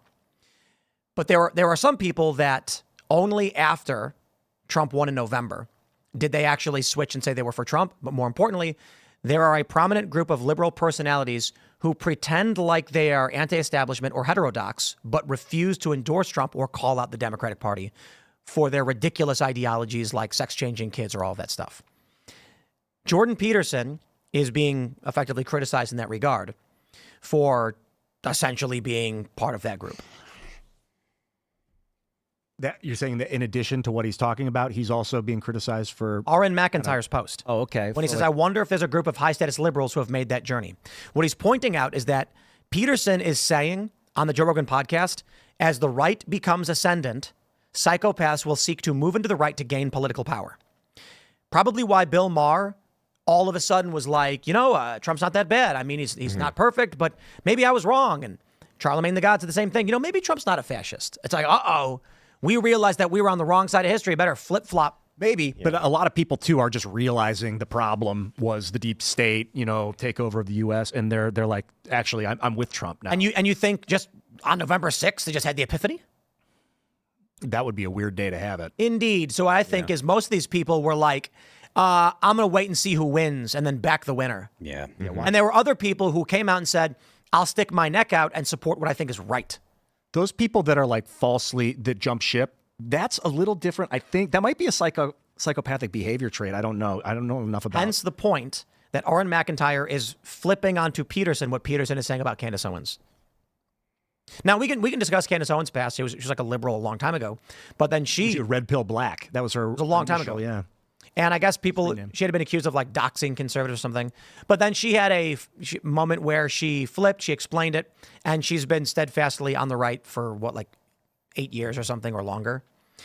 She's at a prominent show, and she largely says what she says. And I got to be honest, she gets roasted for a lot of the opinions she has, which are anything but standard. I'll call it that. Mm-hmm. Yeah. She's got Macron. For real. Well, no, that's funny. But she's got opinions that are not like typical mainstream safe opinions to have. She just does her thing. And criticize her, totally fine. You're allowed to do that. Jordan Peterson is basically pointing to himself in this regard. Now, I like Jordan. I think he's an all right dude. But I think it is fair to point out that a lot of these IDW guys would not get behind Trump with full support, argued against him, and are trying to pretend like they're on our side. I mean, look, I'm not so sure that this hasn't much to do with Trump.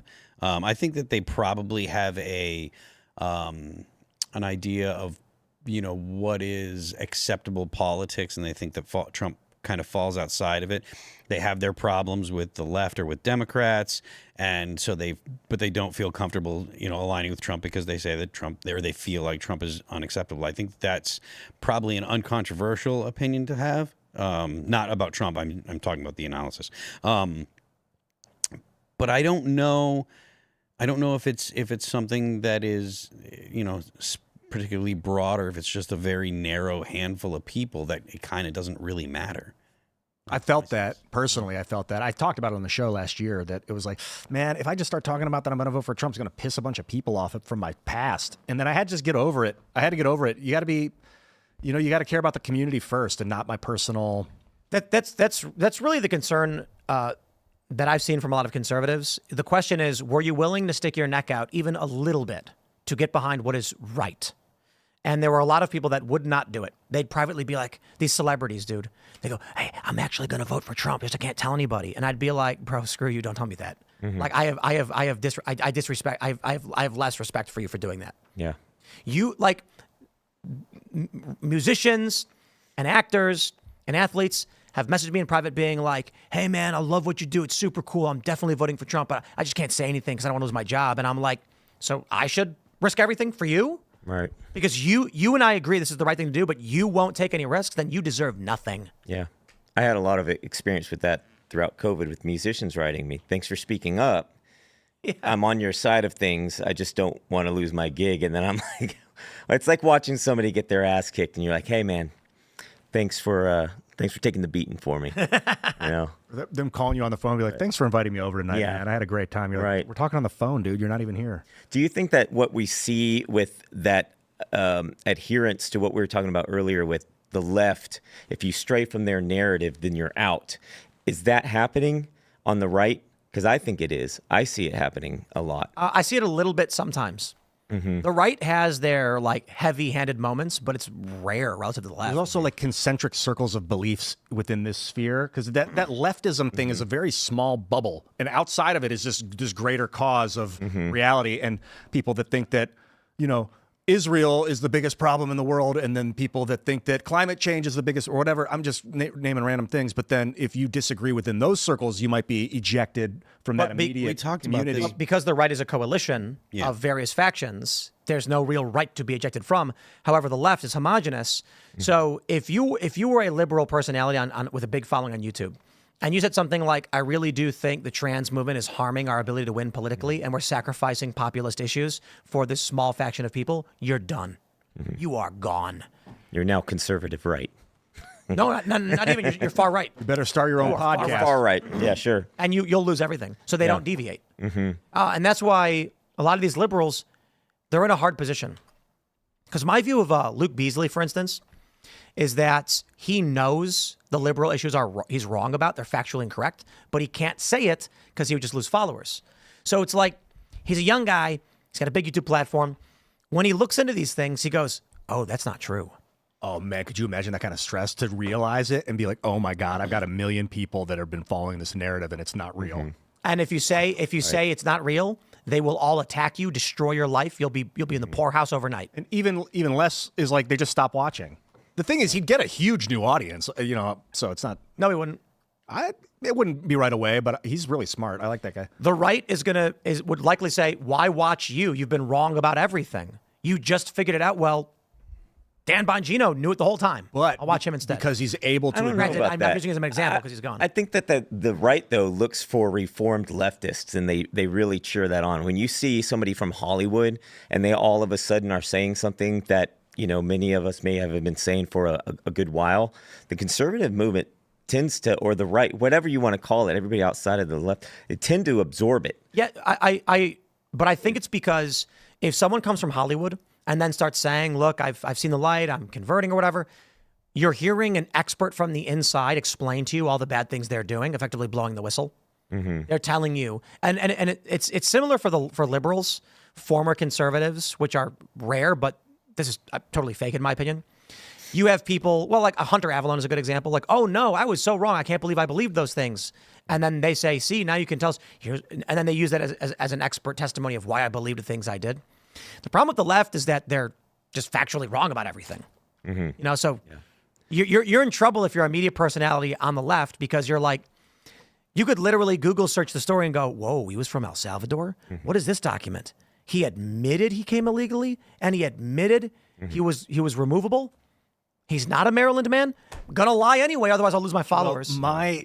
Okay, this is a big leap, and we don't need to go into this, but on the right, I feel like that version of that, where they're like, I saw it on TV, therefore it's real, I'm going to regurgitate, is like, I read it in a 2,000-year-old document, I'm going to regurgitate it if it's real.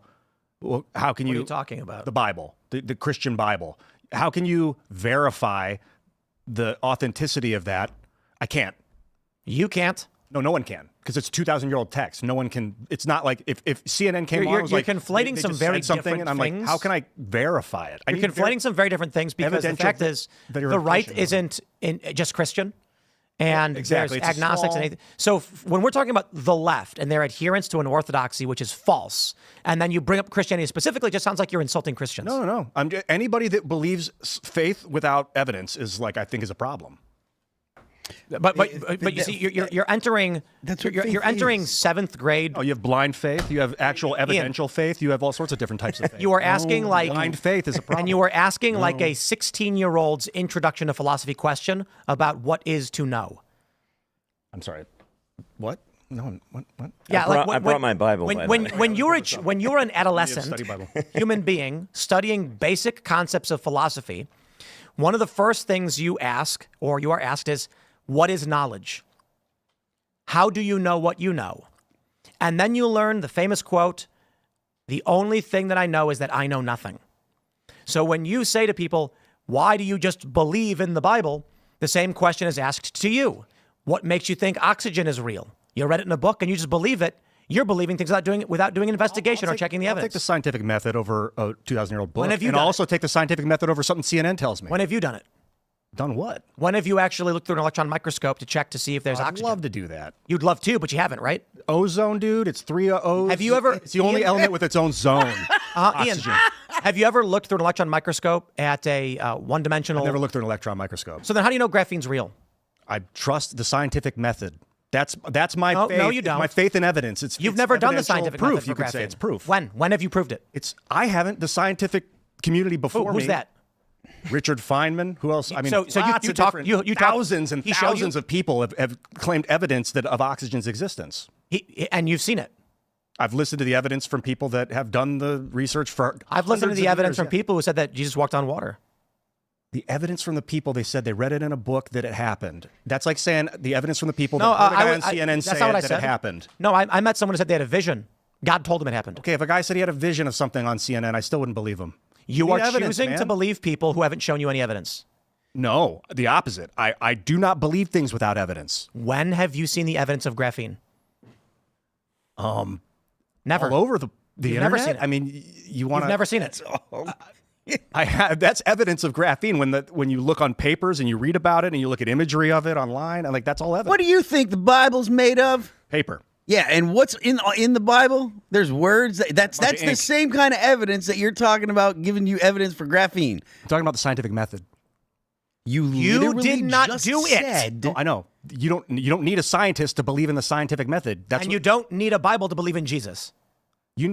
I require evidence, some evidence. No, you don't. Evidence based leading towards proof. No, Ian, you don't. In order to believe it. I No. cannot force myself to believe Ian? something I have no evidence for. It's impossible for me. That's not true. Or it's very, very, very difficult to snap that. That's false. You know, I know.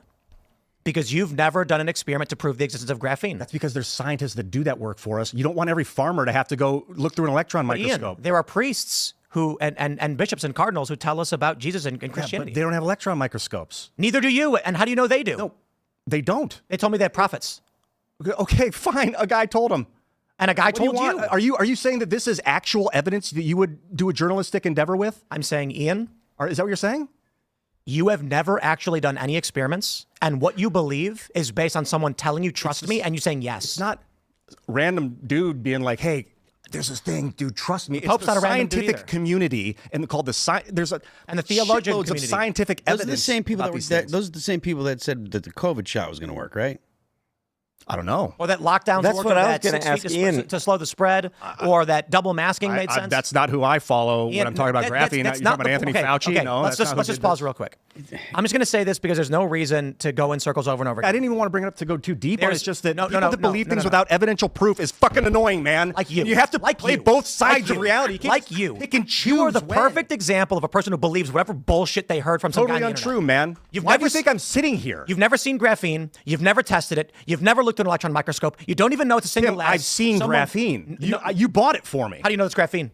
Well, it said graphene on there. You told me it was graphene. It was It dirt. looks like graphene. I filled up a vial outside and wrote it's like graphene on it. sand. It looks like it was black dirt. sand. I went outside, filled it up, and wrote graphene on it. Are you lying? I'm telling you the truth. So are you going to double down on a lie? That Because if bottle, you're lying right now, you discredited yourself, man. that bottle that I bought, that was just dirt. Well, if you're telling a lie, you're discrediting yourself in front of tens Did you of thousands believe? of Did people. you believe it was graphene? Yeah. Why? Because you told me it was. It said Well, I graphene lied. oxide on the I side lied. or graphene on the Some side. of the best content I lied. produces.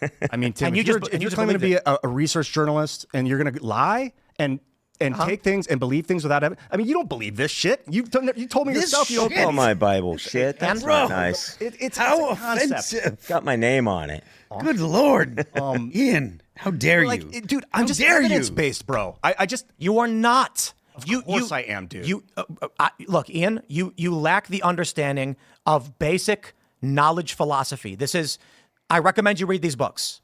There is a famous quote. The only thing I know is that I know nothing. For you to sit here and say, I know what is true and factual, proves you have no idea what you're talking about. Well, there are facts. Like? This is wood. Indeed. Agreed. How do you know? Because I'm Did here. you use an electron microscope? Because I built it. How do you know it was actual wood, though? Did you test it with an electron microscope? Because I watched them No, you cut didn't. The answer is no. You Yeah, didn't. And yeah. you believe it's wood. No, you're actually wrong. It could be because plastic. I watched Could be them cut some it. new chemical they built. I watched them cut it. I How do you worked know with them it's to put it together. wood? Because I saw it come from the tree, Ian. This is a Now, special. that's a fucking lie. No, it isn't. You saw this table come from a tree? It's a custom built table. This is a custom built table. You were told?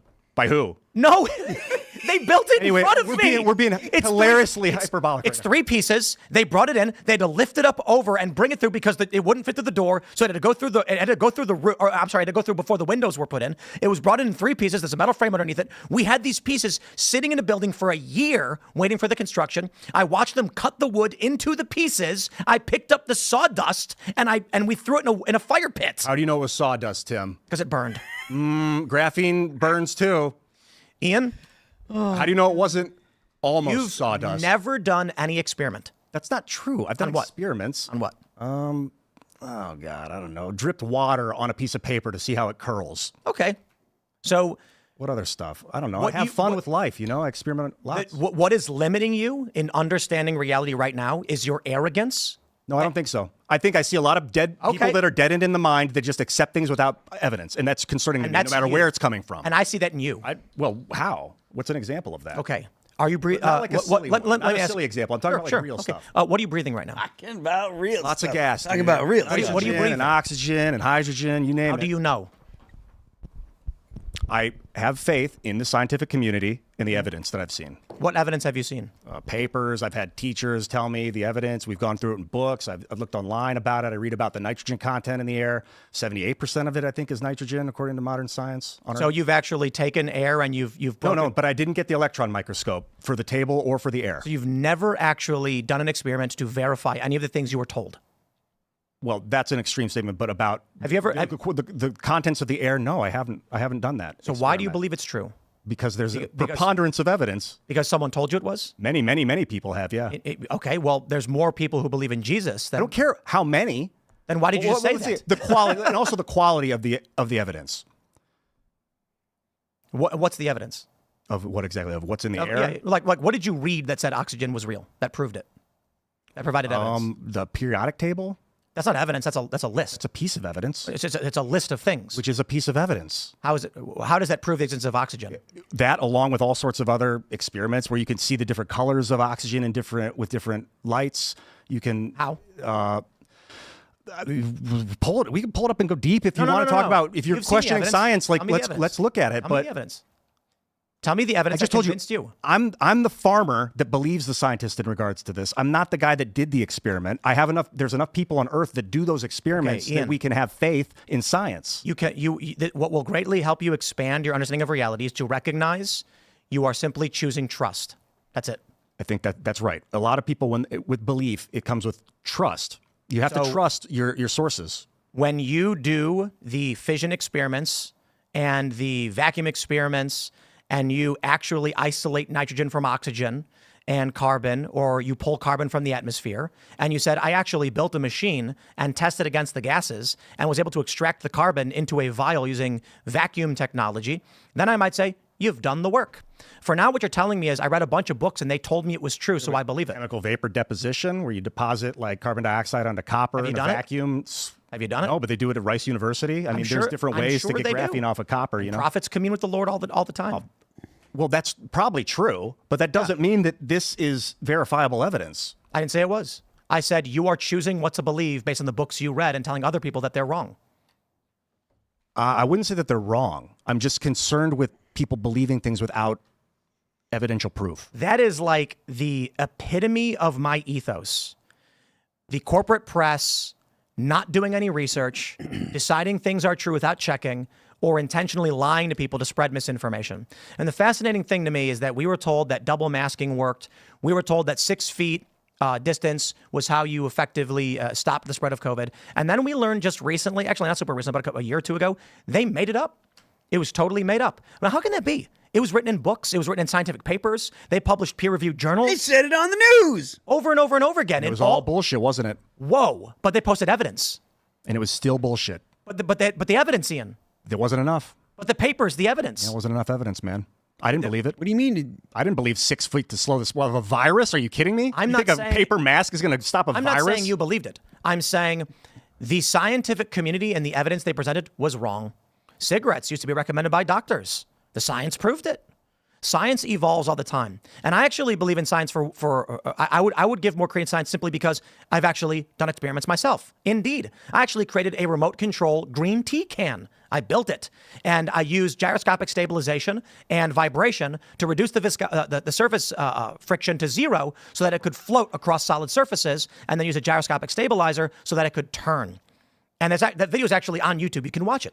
So I actually tested these things and tried it out and said, wow, I was able to actually put together a radio transmitter that actually received it. And then the receiver received the signal, completing a circuit and causing a motor to spin. I've actually done those things. So I look at these things and I say, yes, based on the experience I've done, I believe it's likely to be true and correct. However, never actually seen oxygen, never seen an atom, been told they exist. In fact, the photo of the black hole they took, not really a photo of a black hole. It's an amalgam of various EMF waves that they compiled together and then said, here's what we think it might look like through a CGI. And then they told everyone this is what a black hole looks like. I don't follow the Bible, nor do I believe that Jesus is the Son of God. I am not a Christian. I have no disdain for others who do. I simply just see things differently. But I would never be so arrogant to say, I know things other people don't, simply because some people are deaf, some people are blind. Some people can see things I can't see. Some people can hear things I can't hear. Women, some of them are tetrachromats. They can see more colors than I can. If a woman could see more colors than I could and asserted to me that there was a color on that skateboard, it's not just yellow, it's 2 colors. And I said, you're nuts. I can see it. It's yellow. She's actually right. She has a 4th rod end cone and she can see colors I can't. But I'm just going to tell her she's wrong because I can't see it. The only thing that I know is that I know nothing. And that doesn't mean I literally don't know a thing. It means that for the most part, we are choosing who to trust. And then we are relying on that to build a foundation of what we hope to be true. Which is why when I talk about quantum physics, science, technology, and religion, I often say, if what we believe in science is true, then. However, for all we know, they're just lying and computer screens are magic rocks they found in the earth and they have no idea how they work. Considering that, you know, I've had friends who've actually built them, and I actually watched, after watching Dr. Stone, I watched a video of creating a fluorescent LED, what do they call it? In Dr. Stone, they take a beaker and they put like phosphorus on it. And then they make a light that can go up and down and left and right to create a basic screen. And that's how they do a back projection screen. And then I watched a video on YouTube of how it was done. And I was like, oh, wow. you actually can see the building blocks of these things. We do got to go to Super Chats. Let me be very clear. I'm not claiming that people that are Christian are wrong.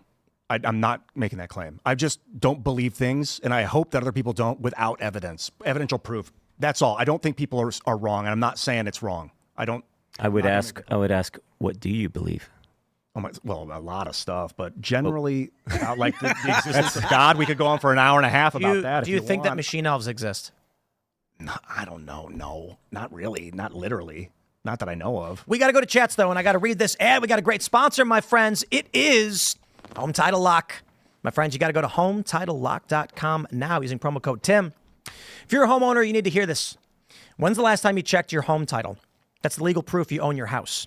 The problem is in today's AI and cyber world, scammers are stealing home titles and your equity is the target. I mean, they actually have these scams now where people will AI clone a family member's voice and then call you to trick you into thinking you're talking to a family member. Here's how it works. Criminals forge your signature on one document, use a fake notary stamp, pay a small fee with your county, and then boom, your home title has been transferred out of your name. They'll then take out loans using your equity and even sell your property, and you won't even know it's happened until you get a collection or foreclosure notice. That's why you need to stop what you're doing now and find out today if you're already a victim. Use promo code TIM at HomeTitleLock.com to make sure your title is still in your name. You'll also get a free title history report plus a free 14-day trial of their $1 million triple lock protection. That's 24/7 monitoring of your title, urgent alerts to any changes, and if fraud should happen, they'll spend up to $1 million to fix it. Go to HomeTitleLock.com now. Use promo code TIM. The link is in the description below. And I'll mention this too. It's kind of crazy. When we first took a sponsorship from Home Title Lock, our guest pointed out that there was it actually just happened a couple months ago, that there were some really big stories where there was, I guess it was a group of people or a couple criminals had conned a bunch of home titles. So HomeTitleLock.com, check it out. Let's grab your chats. All right. Corporal Fett says, how much graphene can Ian chug if an Ian was going to chug a graphene? If it was the tongue twister there. Probably get down like a quart of it and then get like nasty stomach ache after that. Ian, I will tell you, of that thing I bought, I went on Amazon and typed in graphene and clicked buy. So I'm assuming it is. No one knows for sure. Exactly. It was clearly dirt. Experiment. It could just, they could have taken pencil lead and just grinded it up into dust. Graphite. Yep. Sons of bitches. Graphene, graphite, seems. Gotta do my due diligence. Shane H. Wilder says Governor Abbott just signed the Texas Doge bill, creating a Texas chapter of Doge. Now, if other states will follow suit, ooh, I like it. Amazing. Porter says, I'd love to buy a ticket and be there, but I can't afford to fly out to West Virginia from Washington State for a show. Are you planning on having different venues around the country? That'd be awesome. We are not. Although we may eventually do specials, the general idea is that we are seeking. So the Culture War Live, single venue, relatively small, 60 seats. We have a few more seats, but that's going to be like friends, crew, and things like that for space. Alex Stein's going to be there for one reason. If one of the people who comes up to debate sucks, I don't know how I would kick them off. You know, like I'm not the kind of personality. Those big long poles with a hook on the end. Yeah, but I would be sitting down, right? So the point is, it's not a fun show if Tim Pool goes like, hey, bro, you're really bad at debating. Please leave. It's kind of just, it makes you feel bad. But Alex Stein would kick them off in a very funny and entertaining way. Everyone would laugh as he's removing the person from the stage, and I think that's a better show. So that's why we have to have Alex there. We're hoping to do this weekly at the same venue, and we're hoping that if the first one does really well, we're thinking we're going to do this one on May 3rd, then probably another one 2 weeks later, and we may end up switching to. We got to work it out, but the general idea is tickets are free right now if you're a member, which means you're paying for membership, you get a free ticket. It's not sustainable because we want people who don't want to just debate. We want people to watch the show. So what we're thinking we're going to do is we're going to sell tickets. However, any member can submit to, we'll have like 10 reserved seats. Members can submit to join the debates, and then we will have those 10 reserved seats for the 10 people who want to, and then we'll choose between them during the show. But then we can have 60 seats for sale to the public, so people can bring their friends, and you don't got to be a member. It's a lot easier to do. That way we can fill seats. Because ultimately what we want is to find a venue with 100 to 200 seats and have a regularly scheduled Culture War Live that even liberals are going to come to. A lot of liberals are like, I'd sign up for Tim Pool's thing. But if it's like $10 to get in, then they might be like, I'll definitely come to this and watch, Charlie Kirk debate my friend or somebody. So that's the plan. Should be fun. Let's grab some more. All right. Twilight Kid says next gen should be called Gen X squared because they a lot like Gen X. Well, okay. HS Disturbed says Bongino put his money where his mouth is, and I respect that so much. I hope he gets some joy in taking down the bad guys. I have to say, to all the people who are like, where's Dan and Cash? What are they doing? I'm just like, I don't know that Dan Bongino would walk away from like dozens of millions, whatever that number was, from a show as big as his, to not get the bad guys. You know what I mean? Like, if you went to Dan and you were like, for $30 million, one time, one purchase, I will let you arrest. Like, I feel like Dan's the guy who would have paid for that job. He'd be like, I will pay you to be able to go in there and arrest these people. That's why I'm like, no one's giving up all that money to go in and then not get the bad guys. No, them being silent is not an aberration. That's part of the process. I will say I appreciate his transparency on X, posting and saying, hey, don't trust me. Expect, wait for results. At least he's doing that, because I get frustrated and impatient all the time if you read my X feed. But to his credit, like, I would like to see more of that from other people in the admin. All right, Groffy says, many chickens enjoy this coup. Coop? LOL, Rumble is waiting for you. It says coup. The chicken coup? The chicken coup. Chickens are great. And they're good people. Elk Moon says, hey, Tim, and 5 times. We're Elk Moon, a hard rock band in L.A., fighting the culture war on the front lines. Our new single, Back in Hollywood, drops on Friday. Song about, well, I don't, actually. I hope it's nothing bad. Cool. Raymond G. Stanley Jr. says, I agree with Moonlord. Let's definitely polygraph Ian. Yeah, let's get a polygraph. Yeah, well, that's a good idea. How much do those things cost? Teach yourself how to override it. That'd be awesome. Because it's your nervous system. It's not just your breathing. Controlling your nervous system is superpower. Indeed. My guess? $16,000 for a good one. Someone look it up. We'll buy it. We'll strap Ian to it and we'll film it. So I'll be the first. Beef Nancy says, do the board but have Be Gay Do Crime in blacklight ink or an off-white from the board color so you can barely see it, excuse me, and have to do a double take. I'm pretty sure if we made a skateboard that said Be Gay Do Crime. $2,000. Oh, okay, ain't bad. The Stotling CPS2 polygraph can be priced around $2,000. If you sold merch that Be Gay Do Crime, nobody would care. Like Hot Topic would sell that. But if you made a shirt that don't be gay, you'd get censored and banned everywhere. They'd be like, you can't do that, it's homophobic. Because you said, don't be gay, do crime. That'd be like a double whammy. If you said, be gay, don't do crime. Well, the idea... I get away with that. Andy's idea was, he said, let's sell 2 boards. One says, don't be gay, and one says, be gay, and just give the people the choice. And I'm like, well, then everyone will like us. That's true. That's a good way to go about it. You get one board in case that one does sell. And then they don't be gay board. I got to be honest. If we made a board that had Be Gay, we would sell those 2. Yeah. Like, they're both funny. People would buy both. Mm-hmm. Like, the problem with the left is they don't understand the joke. Mm-hmm. And it's like, when South Park said, when they had the episode where the kids were saying fag all the time, and they were like, we're not making fun of gay people. Like, that's not cool. Hey, man, that's fine. They were like, no, we're just insulting the Harley guys. Mm-hmm. And they didn't understand what the kids were saying because that word means something else. Right. So the joke is the left is always saying be gay, so we're making the inverse. Yeah. But the problem then is liberals get super offended by that and try and get you banned. That's that play versus tyranny. You got to let go. You got to learn how to play. You got to allow yourself. Blazing Saddles effect, I think. That's what they call it. Indeed. Great movie, by the way. Tribeard says, hey, Ian, are you still free to judge this weekend? To be a judge, the jam submissions this time are top tier. Hope to work with you again. I think not. I had told them that I'm not going to be around, but Oh, is that for the Discord? Yeah, dude, the game jam. It's awesome. What is you should host gaming? Yeah, a bunch of people better idea. develop games. Why don't we do like a song thing? I would love to. You want to members of the Discord submit music and then you judge and then figure out who the winner is. I'd be down. But dude, these games are amazing. Some of the games that they make in like 2 weeks. You're like, who are these? You could hire 10 people and have an entire game development company. Did we ever release the Normie Quest game? I don't think so. No, but like I mean, it's like on a shelf somewhere, ready to be dabbled with. As far There's as 2 versions too. Chris made the King of the Hill one, and then we had the other full game one. Dude, these game jams are super cool. So I was just not feeling it for some reason this one, but you want to go with me, Tim? To the game? I figure like you're going to say no. That's why I just asked. I have no time for any of these things. We should host one of those one time. It's super I got to go to DC tomorrow again. No. But you can do it remote. I gotta go to DC again tomorrow. It means I gotta get in here at 7 a.m. to record my show. Here's the thing: Libby will be hosting the morning live again. However, it's a 43-minute interview with Sebastian Gorka as it is. So she's largely just introducing the show, talking news a little bit, and then kicking it off to the interview. So it works out.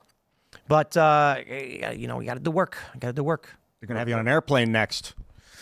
Oh man, I know. I got to go to New York soon. This year's getting crazy.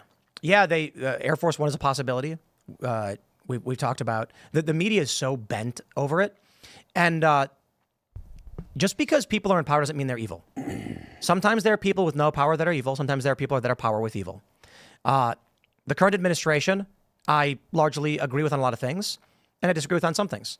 Gorka, for instance, was talking about strikes on foreign terror groups and things like this. And then I asked him, I said, I don't really want to be involved in this intervention and stuff. And then he explained his point of view. And I said, okay, I get it. I do. I wish it was easy to have more answers. But as long as we're not doing regime change war, then, I think we've got some improvements. But, what do you do? Do you just go to every press briefing and say, Trump, no matter what you do, you're always going to be wrong because I'm a journalist? Well, that's stupid. That makes no sense. It's like Trump rescues a bunch of puppies and they're like, yeah, well, the puppies got hurt. It's like, well, yeah, they were in a fire and Trump saved them. Well, he shouldn't have run through the fire because the puppies got hurt. It's like, bro, not everything Trump does is bad, okay? Mm-hmm. I actually think a lot of what he does is good, if not most of it. All right, what do we got? Adam Horridge says, you need an engineer to join your stream to rein in Ian's technobabble. We can put a space elevator on the moon, but we can't get one to Earth. If you could do that, you couldn't tie the two platforms together. Orbits still exist. That's true. But I think that was clear. You know what we should do, though? We should create a massive series of cables and bolt them to the moon and then pull all the cables down to Earth and then get heavy machinery and just like pull the moon into the Earth, causing its orbit to decay, and then the moon to shift all the tides 20 feet in the air, just plunging Earth into a perpetual flood, which wipes out all of existence. And then we can have a big surf contest. Those dudes that while we die. The guys are going to seed the clouds and block out the clouds. We should talk about that on the after show tonight. Do you hear that? Oh, I did. I reported, the Mr. Burns plan. Dude, but what we could build is a couple of slingshots from our orbital platforms to slingshot stuff from Earth to the moon's platform and back. There's like a magnetic slingshot. Did you see the slingshot orbital launch? Yes, delivery spin system? launch. Yeah, it spins a package as fast as it can, and then boom. You could have that in orbit and just fling stuff over to the other place will catch it and then slow it down like in a reverse spin. That's crazy. Launching things into orbit with a gigantic spinning wheel. For what reason was this? To launch packages to the space station. Yeah. Oh, I gotcha. Instead of using a rocket to carry things up, you just put a payload in a thing, spin it, and boosh. Okay. I got and they don't actually technically have to catch it. You just have to get it into orbit. You've got a big net. They can go ahead and. Well, I imagine it'd be an arm. The payload will have the ability, has thrusters. Yeah. So it's able to and reorient it. And yeah, right. Okay. And then it can just float to the space station and then lock into place. You know what I was thinking was or satellites. I was thinking was the first rocket was a rock. Get it? Rocket. Someone put a rock in some explosive tube, and they were like, "We're firing rockets, little rocks." I don't know if that's how it worked. I don't either. Female rocks. The Rockettes. The Rockettes. Got it. Yeah. All right. Let's see what he got. 7 Legion says, Ian, 500 people say they saw Jesus risen back to life, and the majority of them refused to recant even if they were being executed for saying it. Maybe one would die for a lie, but 500? Well, I mean, God, the problem is, it just goes back to the beginning again, is like, without verifiable evidence, I have a hard time believing any of the story at all. Is witness testimony evidence? If they're alive and they're here and they're saying it, that's a form of evidence. So you don't believe World War II happened? No, there's tons of evidence. But the eyewitnesses are like, there's only like a couple Holocaust survivors left. I mean, most eyewitness testimony doesn't exist anymore. No, you don't need eyewitness testimony. But it's a form of evidence. So you don't think that Rome existed? I do think that Rome existed. Yeah. Why? There's no way to track. I mean, who knows? It could have been called More and not Rome. Well, now you're getting into ancient history manipulation. It could have been. What if it was Tartaria? Different. A lot of that stuff could have been different. I think all of that, all those structures, is actually evidence of Tartaria. That's like Barbaria. That's where that term comes from. Tartaria? The barbars. Yeah, they were the foreigners. No, Tartaria. Tartar barbar was like meant foreigner. That's where their words come from. Oh, So right. Tartaria was the idea of everything outside of Rome, essentially. The Tartars. I actually think Rome was Atlantis. I don't know because the evidence doesn't work anymore. The Romans, well, the Greeks were tight with Atlantis, I think.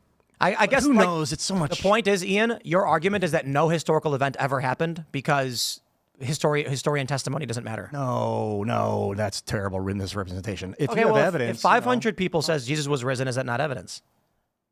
The thing is, a guy telling me that 500 people said a thing is not admissible evidence. Doesn't help me. There are so many paths you could go down of stories of people who have tried to prove themselves in your position right that have come out on the other side believing Jesus, though. Like, how would you listen to those stories? Ian, do you believe the Donner Party happened? Yeah. Why? I've just seen Didn't they all enough die? stuff about it. No, they're survivors. Okay. And And each other in the mountains. but how do you know? There's literally no physical evidence, and there never was. It's just a group of people that came back and were like, "We ate people," and they went, "We believe it." And now it's a historical fact, apparently. Maybe it didn't happen the way they said. Maybe It definitely didn't. I'm happen not the one of way those they said. people that's a question everything guy. I don't like people like that. I just you need evidence, and then you need to find things you believe in. Well, why would you accept the Donner Party and not the resurrection of Jesus Christ? Well, those people were alive in modern times with video cameras talking about What? Or Video The Donner Party? The late 1800s, maybe I got it Hold on wrong. a second. But is this the people from the movie Alive? I was thinking of the movie Alive. The where Donner Party was soccer people team heading west, and they thought there was a passage that was going to be open, and they got stuck. Oh, and then it's a they horrible starved to death, and then they ate each other. one guy went out. He left his wife and kid back behind because he wanted to go find them. I think. Never happened, actually. I don't know. Yeah, there's no proof. I would love to talk about Jesus. I mean, I would sit here for 10 hours and talk about Jesus. I would love to do Have you read Mere Christianity by C.S. Lewis? No. You need to read it. What's it called? Mere Christianity. Mirror? Do you believe that M-E-R-E. Do you believe that Mere George Washington crossed the Delaware in the Revolution? Generally, In the winter? Generally, but if you There's no really evidence. press me on it, I don't have any evidence to prove it. There's none. But I have a general. See, belief is a loaded word here. Like, I guess your belief can increase in something. Like, I kind of believe it, but that's kind of a weird thing. Either you do or you don't. So, you know what? Right. So you're just choosing not to believe the Bible. I was watching how about the Mongols invaded Europe? Do I believe the Mongols invaded Europe? No idea. No evidence. No. There's evidence. It's just I don't know how good the evidence is. Did chickens come from Southeast Asia? No idea. There's no evidence. I don't know. Is that what they say they did? That's where they did come from. Yeah. All right, everybody. We're going to go to that members only uncensored chat over at rumble.com/Timcast IRL. So smash that like button, share the show with everyone you know. You got to be a member of Rumble Premium to watch. We give you a quick sneak preview for about a minute or so, and then we go into the members only call-in portion of the show where you can call in and explain to Ian why he's wrong. I only wish there were more super chats. I'm looking forward to seeing you guys over at Rumble. All right, everybody. You can follow me on X and Instagram at Timcast 5 times August. Do you want to shout anything out? Yeah, follow me on X at 5timesaugust. Check out 5timesaugust.com for records and CDs. Check out the music and appreciate the support. Thanks for having me back, by the way. Always a pleasure, Absolutely. my man. Good to see you, dude. Yeah. And I'm at Ian Crossland on the internet. I'm sure you're just fucking revved up and you want to know more. Go to my YouTube channel and check it out. I was going to make a video about the history of Israel. I think that would be just breaking down piece by piece, year by year. I don't know how far back I'm going to have to start, though. That's exactly what we need. I am Phil That Remains on Twix. I'm Phil That Remains official on Instagram. The band is All That Remains. You can check us out on YouTube, Apple Music, Spotify, Pandora, Deezer. There's one other I'm forgetting. Either way, you know it's on the internet. Left Lane is for crime. We will see you all over at rumble.com/Timcast IRL. Thanks for hanging out.